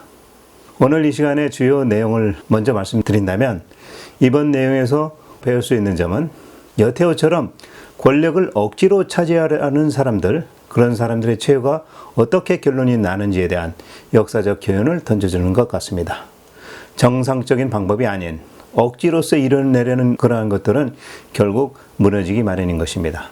여태여가 세우려던 여시천하는 결국 초기 유방을 돕고 따르던 공신이었던 주발과 진평에 의해서 다시 제자리로 돌려졌고 또 결국 유방의 후손 중에서 여태여의 후손이 아닌 유방과 박씨 부인 사이에서 태어난 유항, 즉 문제가 황권을 이어받아 계승하는 방향으로 결정됩니다. 인위적이고 악의적인 그러한 행위는 결국 자기에게 더 큰 해가 되어서 돌아온다는 것을 깨닫게 해주는 그러한 대목이라고 생각합니다. 자, 그럼 여태여가 사망한 이후에 이야기를 이어가 보도록 하겠습니다. 이제 책 내용 속으로 좀 들어가 볼게요. 여기에 등장하고 있는 인물들을 간략하게 먼저 소개해 드리도록 하겠습니다. 먼저 여태여, 그리고 여태여의 오빠의 아들들인 여로, 여산 두 사람이 있습니다. 이 여롯과 여산은 여태여의 조카인 거죠.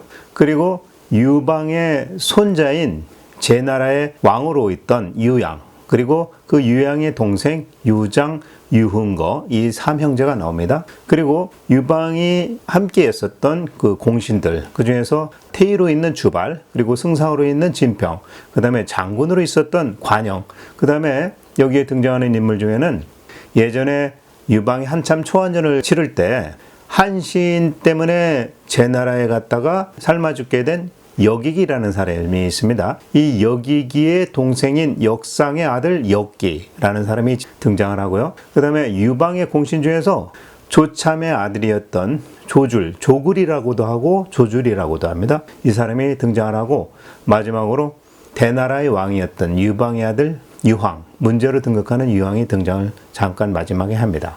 자, 그럼 이야기 속으로 들어가 보도록 하겠습니다. 기원전 180년 7월 달입니다. 여태여가 병이 나가지고 죽습니다. 그리고 얼마 있다가 여태여의 장례가 다 끝나고 나자 남아있는 여씨들은 확실한 정권을 차지하기 위해서 반란을 일으키려고 모의를 하지만 유방의 옛날의 대신이었던 강우주발과 또 영후무라고 불려지는 관영, 이러한 사람들이 두려워가지고 감히 여씨의 후손들이 군사를 일으키지 못하고 주저주저하고 있습니다. 자, 이 시점에 유방이 예전에 조씨로부터 얻은 첫 맏아들 유비가 있는데 이 유비는 유방이 살아있을 때 제나라의 도회왕으로 임명되었습니다. 근데 유비가 죽고 나서 그의 자식들로 아들을 셋을 두게 됩니다. 말하자면 이 아들들은 유방의 손자들인 거죠. 그래서 유방의 아들 제도회왕인 유비가 죽자 그 큰아들인 유양에게 효혜제가 장량을 시켜가지고 아버지인 유비를 이어서 제나라 애왕이 되게 합니다. 그리고 그 밑에 동생들 둘이 있는데 이 사람들이 용기도 있고 또 힘이 좀 센 모양입니다. 이 두 사람 유장과 유흥거에게는 일단 제후로 명하지만 둘 모두를 장안에 살게 합니다. 그렇게 해서 사실은 반인질로 삼은 거였죠. 어느 날 여태우의 조카인 여러 개의 딸을 부인으로 맡게 된 유장은 그 자기 부인으로부터 여씨들이 난을 일으키려고 한다라는 음모를 알게 됩니다. 이때 혹시라도 여씨들한테 내가 죽음을 당할까 이렇게 두려워진 유장이 자기 사람을 몰래 자기 형이 왕으로 있는 제나라 애왕 유양에게 자기 사람을 보내가지고 군사를 일으켜서 장안으로 진격해 와서 여씨들을 죽이고 황제의 자리에 한번 오르세요 라고 자기 형에게 편지를 씁니다. 사람을 보내서. 그리고 나서 자기 자신 유장은 조정에 있는 대신들과 연합해가지고 궁궐 안에서 내영을 하겠다 이런 식으로 전달을 합니다. 자, 이 내용을 받은 유장의 형 제나라의 유양은 즉시 자기 군사를 일으키고 장안으로 진격하려고 했지만 그 제나라의 재상을 맡고 있었던 수평이 말을 듣지 않습니다. 자기 밑에 재상인데도 말을 듣지 않아요. 그러니까 이 제나라의 왕 유양은 자기 사람을 시켜가지고 소평을 죽이려고 합니다. 근데 소평이 이 이야기를 알고 군사를 오히려 먼저 일으켜가지고 제나라 왕을 공격하려고 합니다. 그러니까 결국 제나라 왕은 소평을 그 즉시 죽이고 그의 군사들을 이제 이끌고 다시 이제 동쪽에 낭야왕이라는 곳에 있는데 낭야왕의 군사 또 빼앗고 그렇게 해서 이 합쳐진 군대를 이끌고 제나라에서 장안 수도가 있는 서쪽을 향해서 군대를 이끌고 진군을 합니다. 자, 동시에 제나라 왕은 군대를 이끌고 서쪽으로 진출을 하면서 그 밖에 여러 제후들에게 그동안에 있었던 여태우의 잘못된 실정 그리고 여태우의 폭정 그런 것에 대해서 부당함에 대한 경문을 써서 나머지 제후들에게 같이 호응하자고 보내게 됩니다. 그때 그 경문에 이렇게 씁니다. 효혜제께서 돌아가시자 여태우가 정권을 모두 차지했다. 여태우는 이 당시 나이도 많아가지고 여씨들 말만 듣고 황제를 폐하고 다른 사람으로 세우는 일을 자기 멋대로 했다. 그리고 연이어서 3명의 조왕을 살해했고 또 양나라, 연나라, 조나라 이 3나라를 없애버리고 그 자리에 오히려 자기 여씨의 종친들을 왕으로 삼았다. 그리고 이 넓은 제나라는 넷으로 쪼개버렸습니다. 그리고 이제 와서 여태우가 죽고 나니까 황제는 아직 나이가 어리고 천하를 다스릴 만한 그런 역량이 안 되니까 자기 그 밑에 대신들하고 제후들에게 의지할 뿐 역할을 못하고 있습니다. 그리고 이 여씨 일가들은 어린 황제를 두고 제멋대로 자기들의 벼슬을 막 올리고 또 군사력, 병권을 장악해가지고 자기들 위세를 과시하고 또 여루와 충신들을 협박하고 또 황제의 명령인 것처럼 거짓으로 이렇게 사칭해가지고 천하를 호령하고 있으니까 이로 인해 가지고 아마 유씨들의 종묘사직이 위태롭게 될 것 같습니다. 그렇기 때문에 나는 군사를 일으켜서 일단 서쪽 장안으로 들어가서 부당하게 제후의 왕자리를 차지한 여씨들을 다 정벌하려고 합니다. 라고 이렇게 전문을 각각의 제후 국가에 호응하라는 표현에서 날리게 됩니다. 결국은 유양의 입장에서는 자기가 군사를 일으켜서 서쪽으로 진군하는 것에 대한 타당성을 말하고 있는 거죠. 장안에서는 제나라의 애왕이 병력을 모아가지고 지금 장안 쪽으로 진군해 오고 있다 이런 이야기가 알려지게 되니까 상국이었던 여산이 그 즉시 자기 밑에 관영을 대장군으로 삼아가지고 군사를 이끌고서 상대할 수 있도록 출전시킵니다. 그래서 이제 제나라 군대를 막으라 이런 명령을 한 거죠. 그래서 관영은 군대를 이끌고서 서쪽의 장안에서 동쪽의 형양 쪽으로 군대를 이끌고 끌고 나간 거죠. 근데 형양에 도착한 관영이 자기 부하 장수들을 딱 모아놓고 이렇게 말합니다. 이 관중 땅에 병권을 쥐고 있는 여씨들이 유씨들을 위험에 빠뜨리고 또 스스로 자기들이 황제의 자리를 대신하려고 하니까 오늘 내가 제나라군을 만약에 격파하고 장안에 돌아간다면 이는 오히려 여씨들의 세력을 더욱 강하게 해주는 꼴이 되는 것이다. 그러니까 한마디로 말하면 관영도 사실상은 여씨가 불편했었던 거죠. 그래서 이 관영은 더 이상 제나라를 향해 가서 동진하지 않고 평양 땅에 딱 주둔하고 움직이질 않습니다. 그리고 나서 관영은 자기의 사자를 제나라 왕과 그 밖의 제후들에게 강화를 맺고 있다가 여씨들이 모반을 일으키면 그때서 힘을 합해서 여씨들을 주살하자 이렇게 해서 미리 알려듭니다. 자, 이 관영의 사자로부터 이야기를 전달받은 제나라의 왕은 그 즉시 군대를 딱 멈추고 제나라의 서쪽 지역을 경계로 해서 약간 물러난 다음에 관영의 약속을 기다리면서 군대를 멈추고서 이제 대기를 합니다. 그러니까 관영 때문에 제나라의 군대는 장안까지 들어오지는 않은 거죠. 일단 대기해 보는 겁니다. 그러니까 군대의 싸움을 멈추게 하는 역할을 한 것은 관영이다 이렇게 볼 수 있겠습니다.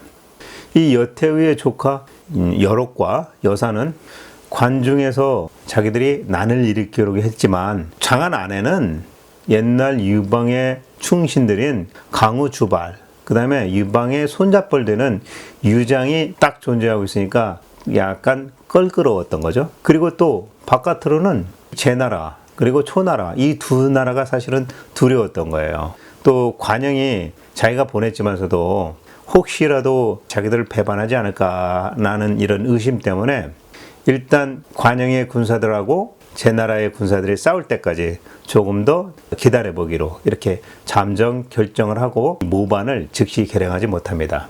자, 이 당시에 제천왕에는 유태가, 그리고 회양왕에는 유무가, 그리고 상산왕에는 유조가 명목상으로 왕으로 있었고, 또 장안성 안에 한나라에는 명목상으로 효혜제의 아들이라고 주장되는 소제가 자리하고 있었던 거죠. 이와 같이 유태, 유무, 유조는 사실상의 효혜제의 아들입니다. 명목상. 그러니까 소제, 당시에 황제였던 소제의 동생들이죠.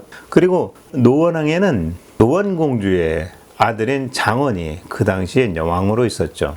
이 사람들은 여태우의 외손 내지는 뭐 친손자라고는 할 수 있지만 나이가 너무 어렸기 때문에 자기의 본국에 부임하지 않고 그 당시에 이제 장안에 머물고 있었던 겁니다. 그래서 이 사람들은 장안선을 지키고 있던 여씨 일가 중에 그 남군과 북군의 대장이 전부 다 여씨잖아요. 그러다 보니까 사람들이 함부로 나서지 못하고 움츠려들고 있을 수밖에 없었던 겁니다. 그러니까 자기의 목숨에 대한 어떤 안전을 스스로도 자신할 수 없었던 그런 상황이었던 거죠.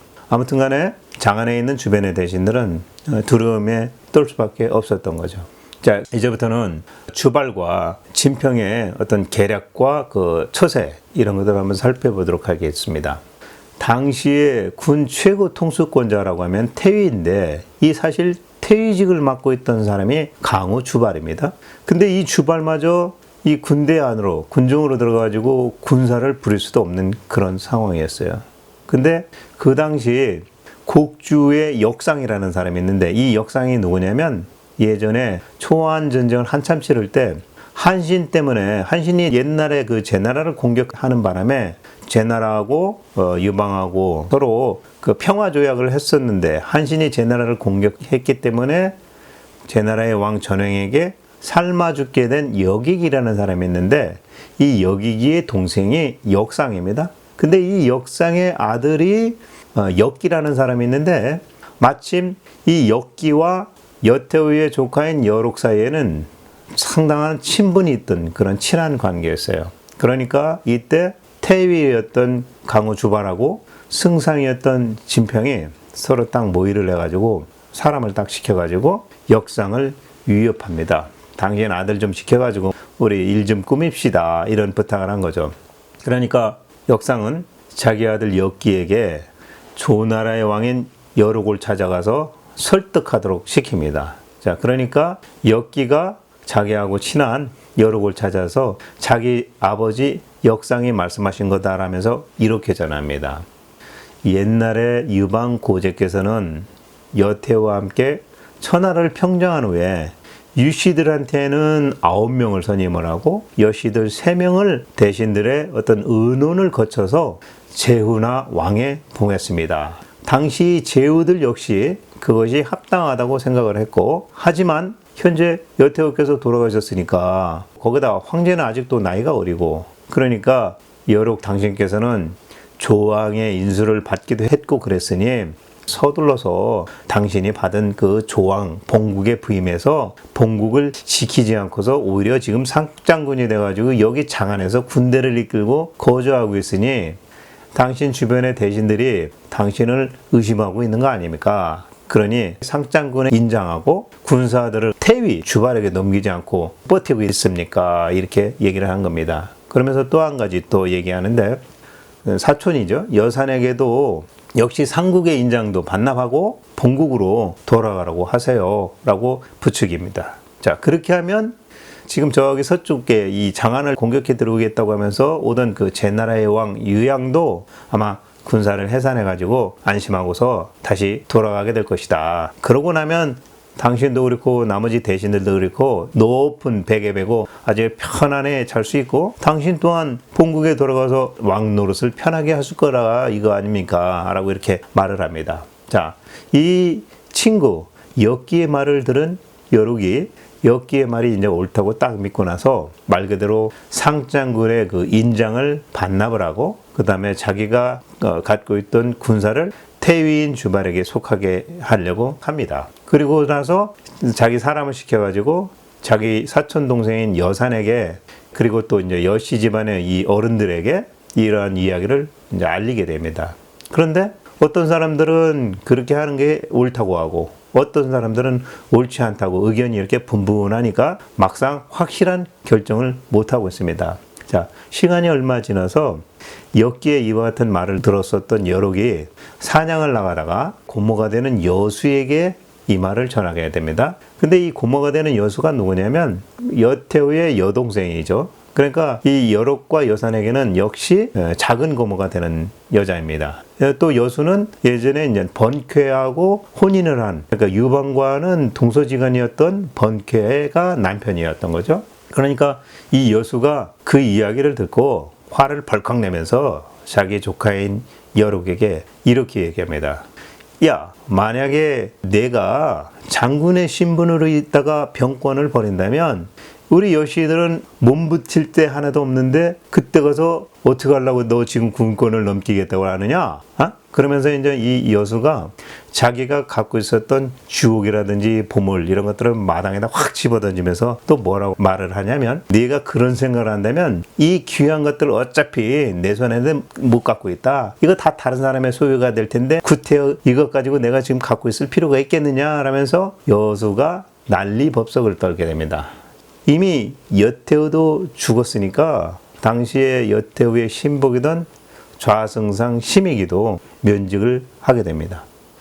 여기까지 자기 작은 고모가 화를 내면서 막 뭐라고 그러니까 결정을 못 내립니다. 자, 그러면 지금부터 여로우하고 여산을 제압한 이야기를 또 한번 해보겠습니다. 자, 같은 해 8월 달 새벽입니다. 당시에 어사대부직을 대항하고 있었던 평양후 조줄이라는 사람이 있는데, 이 평양후 조줄은 누구냐면 유방을 따라 나라를 세우는데 공을 세운 조참의 아들입니다. 후자기를 이어간 거죠. 이 조줄이 조줄이라고도 읽혀지고 또 조굴이라고도 읽혀집니다. 이 조줄이 상국이었던 여산을 찾아갑니다. 정사를 논의하려고 여산을 찾아갔었던 건데, 때마침 군대를 일으킨 제나라의 사자로 갔다가 돌아온 낭중령 가수라는 사람이 여산에게 막 뭐라고 하면서 하는 소리를 듣게 됩니다. 조굴이. 근데 이 그 사자가 뭐라고 여산에게 말을 하냐면, 대왕 여산께서는 지금까지 본국으로 부임하지 않고 있다가 이제 와서 가신다고 하는데 과연 가실 수 있겠습니까? 이렇게 묻습니다. 그리고 나서 관영과 제나라 초나라가 힘을 합해가지고 여씨들을 정발하려고 한다, 이렇게 상세히 이제 얘기를 하고, 또 여산에게는 이렇게 얘기합니다. 그러니까 황급히 빨리 궁으로 들어가서 대책을 세우셔야 됩니다 라고 이렇게 사신으로 갔다 왔던 사람이 이야기를 해요. 그러니까 옆에 있던 평양의 조줄이 이 소리를 딱 듣고 나서 그 즉시 승상 진평하고 태의 주발에게 달려가서 다 보고를 한 거죠. 그러니까 태의 주발이 재빠르게 북군의 지휘부로 들어가려고 딱 했는데 사실상 군대를 잡아내려면 부절이 있어야 되는데 들어갈 수가 없었던 거예요. 부절이 없어서. 그래서 북군을 지휘할 수 있는 그 심표인 부절을 기통이라는 사람이 갖고 있었는데 그 사람을 찾아가서 부절을 지참하고서 거짓으로 이제 황제의 칙령이라고 전하면서 태의 주발을 북군의 진정으로 이제 들어가게 합니다. 태의가 이번에는 역기와 전객, 유계라고 하는데 이 전객, 유계는 뭐냐면 소수민족들 있죠? 그런 사람들을 관리하는 사람입니다. 그래서 이 전객이라고 하는데 이 역기와 전객이었던 유계에게 명령을 내려가지고 당장 여록에게 달려가서 자기의 말을 이렇게 전하라고 딱 얘기를 합니다. 뭐라고 하냐면 황제께서 태위인 나에게 북군을 맡도록 하고 그대 여록에게는 본국에 부임하도록 명하셨으니까 서둘러서 장군의 인장을 반납하고 이 궁궐을 떠나도록 하십시오. 명에 따르지 않는다면 아마 화를 입게 될 것입니다. 라고 전하게 만들어요. 자, 이 말을 들은 여록은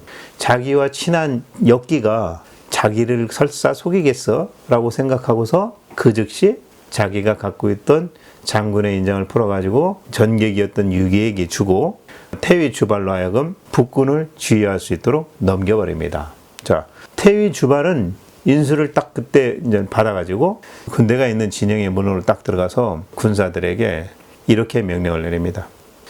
여씨들을 따르겠다는 군사들은 오른쪽 어깨를 드러내고 유씨를 따르겠다는 군사들은 왼쪽 어깨를 드러내라. 이렇게 명령을 내려요. 그러니까 모여있던 군사들이 일제히 모두 왼쪽 어깨를 드러내고 유씨를 따르겠다라는 뜻을 밝힙니다. 자, 결국 유씨를 따르겠다는 거죠. 군사들도. 자, 이후에 태위 주발이 북군 막사에 딱 당도하기도 전에 여록은 이미 장군의 인장을 풀어놓은 뒤에 군영을 떠났기 때문에 북군의 지휘권은 결국 태위에게 속하게 되는 거죠. 자, 그러나 아직 그 남군이 남아있잖아요. 그 여산이 지휘하고 있는 남군이 남아있었습니다. 근데 이 평양의 조줄, 그러니까 조참의 아들이 여산의 음모를 딱 듣고 이번에는 승상 진평에게 또 알립니다. 그러니까 진평은 주어우였던 유장, 유방의 손자죠. 용감했던 이 유장을 불러가지고 태위 주발을 일단 돕도록 합니다. 그리고 태위 주발은 주어우 유장에게 군문, 군대 문 거기를 딱 지키게 한 다음에 평양의 조주를 시켜가지고 궁궐의 책임자에게 자기의 명을 이렇게 전하게 만듭니다. 상국 여산을 국문에 절대 들이지 말게 하라. 이렇게 명령을 내립니다. 그러니까 자기 사촌형 여록이 북군을 놓고 군영을 떠났는지도 모르고 있던 이 여산이 미양궁으로, 그러니까 이 미양궁은 이제 황제가 있는 궁입니다. 이 미양궁으로 쳐들어가가지고 난을 일으키려고 뒤늦게 움직이기 시작합니다. 근데 이 초병들이 막아서고 못 들어가게 합니다. 그래서 궁을 못 들어가는 거예요. 이 여산의 군사가 궁 앞에서 이제 배회를 하게 됩니다. 이때 평양의였던 조줄이 싸움에서 여씨들을 이기지 못할까 이렇게 걱정이 돼가지고 태위인 주발에게 달려가서 상황을 전합니다. 그러니까 태위 주발은 그때까지도 사실 여씨 종족들하고 싸워가지고 이길 수 있을까라는 이런 의구심을 갖고 있었는지 약간 두려운 생각을 가지고서 여씨들을 주살해야 된다, 죽여버려야 된다라는 그런 확실한 명령을 내리지 못하고 궁궐문을 지키고 있던 주어 유장에게 시간을 지체하지 말고 궁궐로 들어가서 황제를 포위하시오라고 이렇게 전달을 합니다. 자, 그러니까 유장이 태위였던 주발에게 군사 1,000명을 좀 주십시오라고 요청을 해요. 그러니까 주발이 일단 유장에게 자기 군사 1,000명을 넘겨줍니다. 이 군사를 얻은 유장이 궁전의 그 뜰에서 서성거리고 있던 여산을 딱 발견하고 이때 시간이 저녁 무렵이었는데 주어 유장이 여산을 공격을 합니다. 자, 여산은 그래서 혼비백산해가지고 이제 달아나기 시작합니다. 그런데 갑자기 하늘에서 바람이 확 불면서 여산을 따르던 그 관원들이 혼비백산하게 된 거죠. 감히 유장한테 대항할 생각을 못합니다. 그렇게 되고 나서 이 유장이 여산의 뒤를 추격해가지고 막 쫓아가는데 이 여산이 어디로 도망가냐면 낭중령들이 쓰는 그 화장실에 도망갔어요. 근데 결국 거기까지 쫓아가서 화장실에서 결국 여산은 유장에게 살해를 당하게 됩니다. 그래서 이제 여산은 첫 번째로 죽게 되죠.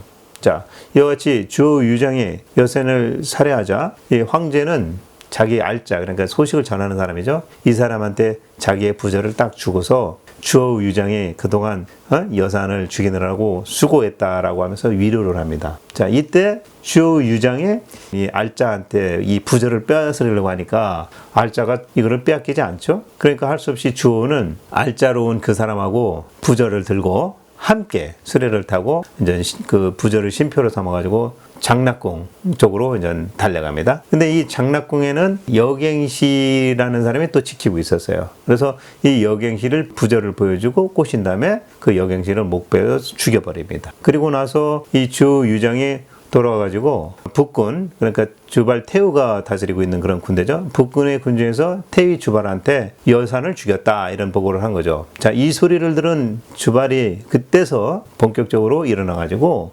유장한테 절을 딱 하면서 치하하면서 이렇게 말합니다. 내가 사실 여산만이 진짜 근심거리였는데 당신 주호 유장께서 여산을 죽였으니 천하는 이미 안정되었다고 할 수 있겠습니다 라고 이야기를 하는 거예요. 그 즉시에 주발과 유장은 군사들을 서로 나눠서 나이를 불문하고 여씨 일족들은 모조리 잡아들이도록 하고, 또 얼마 후에 지나서 본국으로 돌아갔던 여러 가지 잡아가지고 참수하고, 또 그 여록의 고모 여태우의 여동생이었죠. 여수는 잡아가지고 몽둥이로 때려 죽였다고 합니다. 또 여러 사람들을 보내가지고 여씨 집안들이죠. 연왕 여통을 주살하고, 또 노왕이었던 장언은 폐위시켜버립니다. 그리고 나서 며칠 뒤 황제의 탭으로 있던 심의기를 좌승상에 복직을 시킵니다.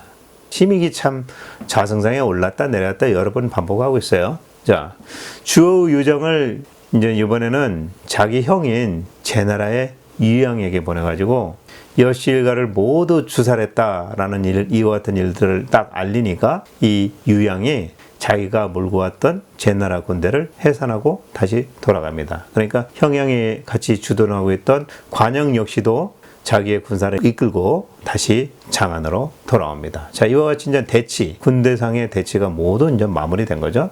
자, 여씨들을 정리한 여러 대신들은 이제부터 은밀하게 만나가지고 다음 후사를 상의하기 시작합니다. 자, 이제 그 이야기를 해보겠습니다. 차기 황제를 누구로 해야 되느냐라는 선택의 회의를 하기 시작한 거죠. 자, 그때까지만 해도 현재 황제였던 소제, 그리고 양왕, 회양왕, 그 다음에 상산왕, 이 사람들이 모두 효제의 진짜 아들이 아니다 라고 이제 이야기가 나오기 시작하고, 이 사람들은 모두가 예전에 여태우가 거짓으로 다른 사람들의 아들을 궁으로 들어오게 한 다음에 그 생모는 딱 죽여버리고 후궁에서 양육을 딱 한 다음에 여태우의 아들 혜제의 아들이라고 이제 막 치켜세워가지고 여태우의 뒤를 이어서 그 황제 권한을 내지는 제후의 왕후의 권한을 이어가게 만들었던 그 여씨들의 잔존 세력이다. 그러니 지금 이 여씨 일족들을 갖다가 멸족시킨 마당에 그들을 내비두고 있다면, 만약에 이 후손들이 나중에 장성해가지고 오히려 권력을 행사하게 된다면 우리들이 살아남지 못하게 될 게 뻔한데, 이참에 제왕들 중에서 어진 사람 찾아가지고 새로운 황제를 세우는 편이 어떻겠습니까? 라고 이제 대신들이 의논하기 시작합니다. 그러니까 첫 번째로 어떤 사람이 이런 말을 합니다.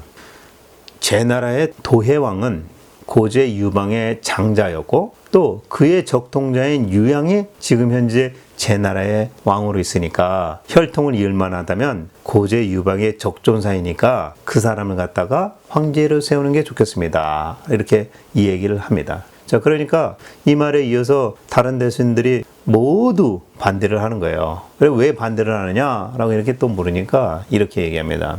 아니, 우리가 그동안 여씨들 외척으로 인해가지고 우리가 악행을 받아가지고 유씨의 사직도 위협당하고 또 유씨의 사직이 끊어질 뻔한 게 여씨 때문이었는데 외척이었다. 근데 지금 제나라의 왕 모친을 딱 보니까 이 사람이 사씨인데 그 외삼촌 사견이라는 사람 또한 흉폭하고 포악하다. 그런 사람에게 우리가 제나라 왕을 만약에 황제로 세운다면 또 다른 여씨가 등장할 뿐이다. 그러니까 여태우를 반면교사로 삼아가지고 제나라 왕을 갖다가 황제로 삼으면 외척이 또 지배하게 된다. 이래서 반대합니다 라고 반대를 하는 겁니다.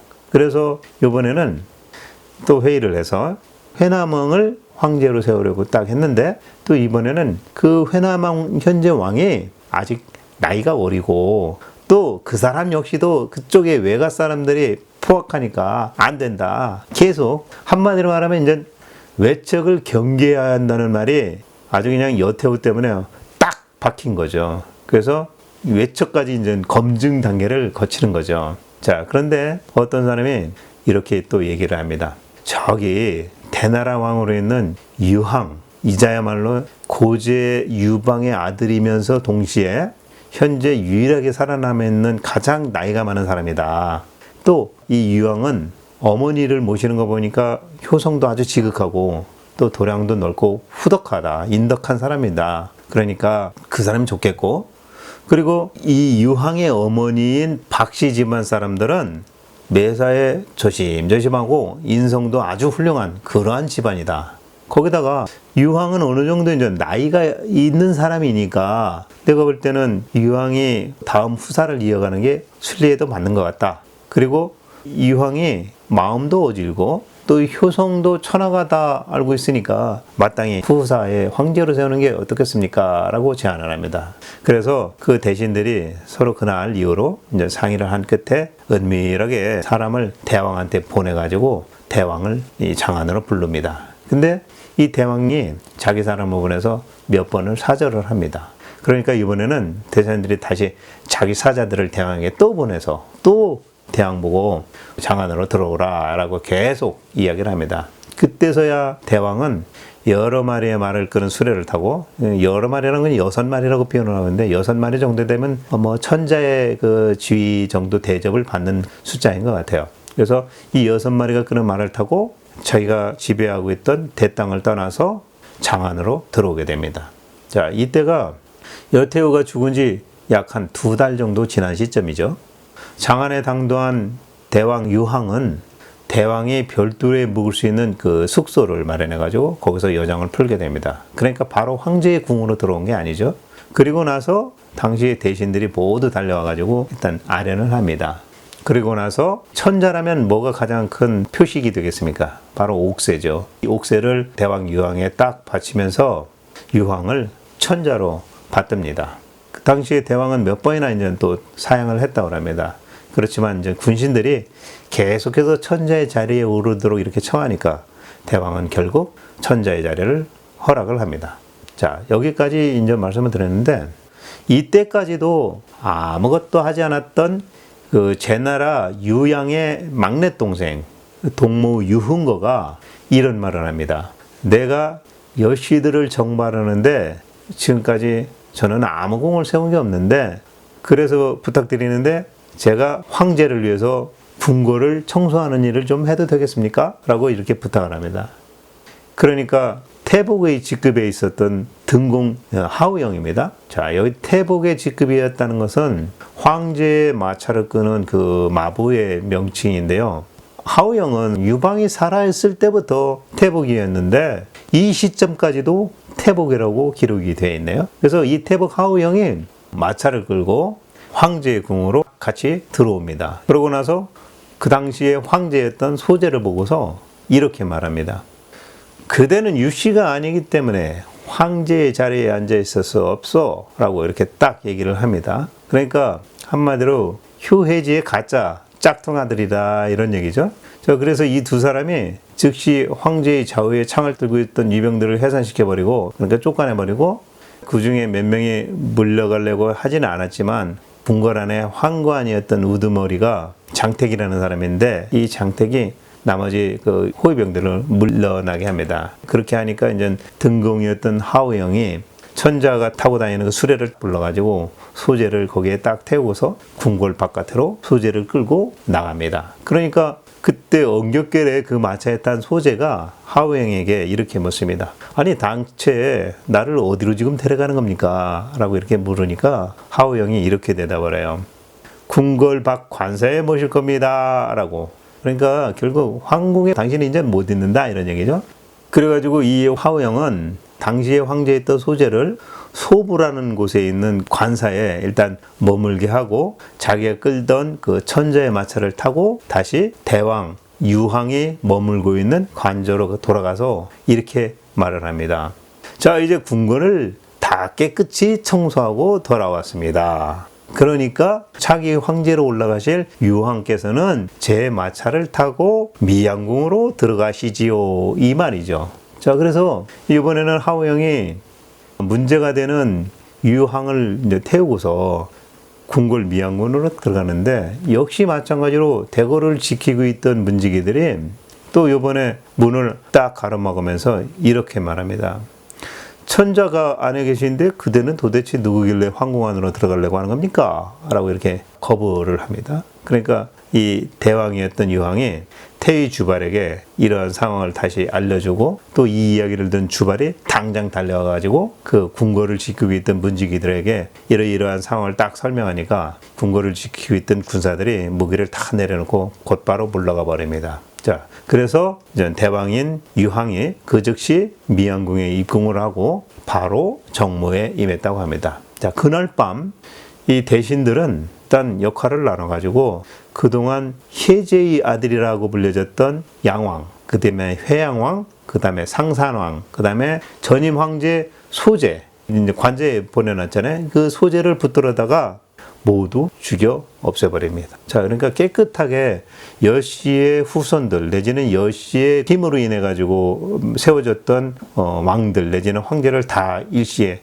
제거해버린 거죠. 자, 이게 기원전 180년 새로운 천자의 자리에 오른 대왕 유황의 등극 이야기입니다. 자, 이 대왕 유황은 그 이후로 문제라는 이름으로 황제로 있다가 재위한 지 약 23년 지나서 결국 또 죽습니다. 자, 이 23년 뒤에 한나라의 문제의 아들인 경제가 그 대를 이어서 다시 한나라를 통치해 나가는 거죠.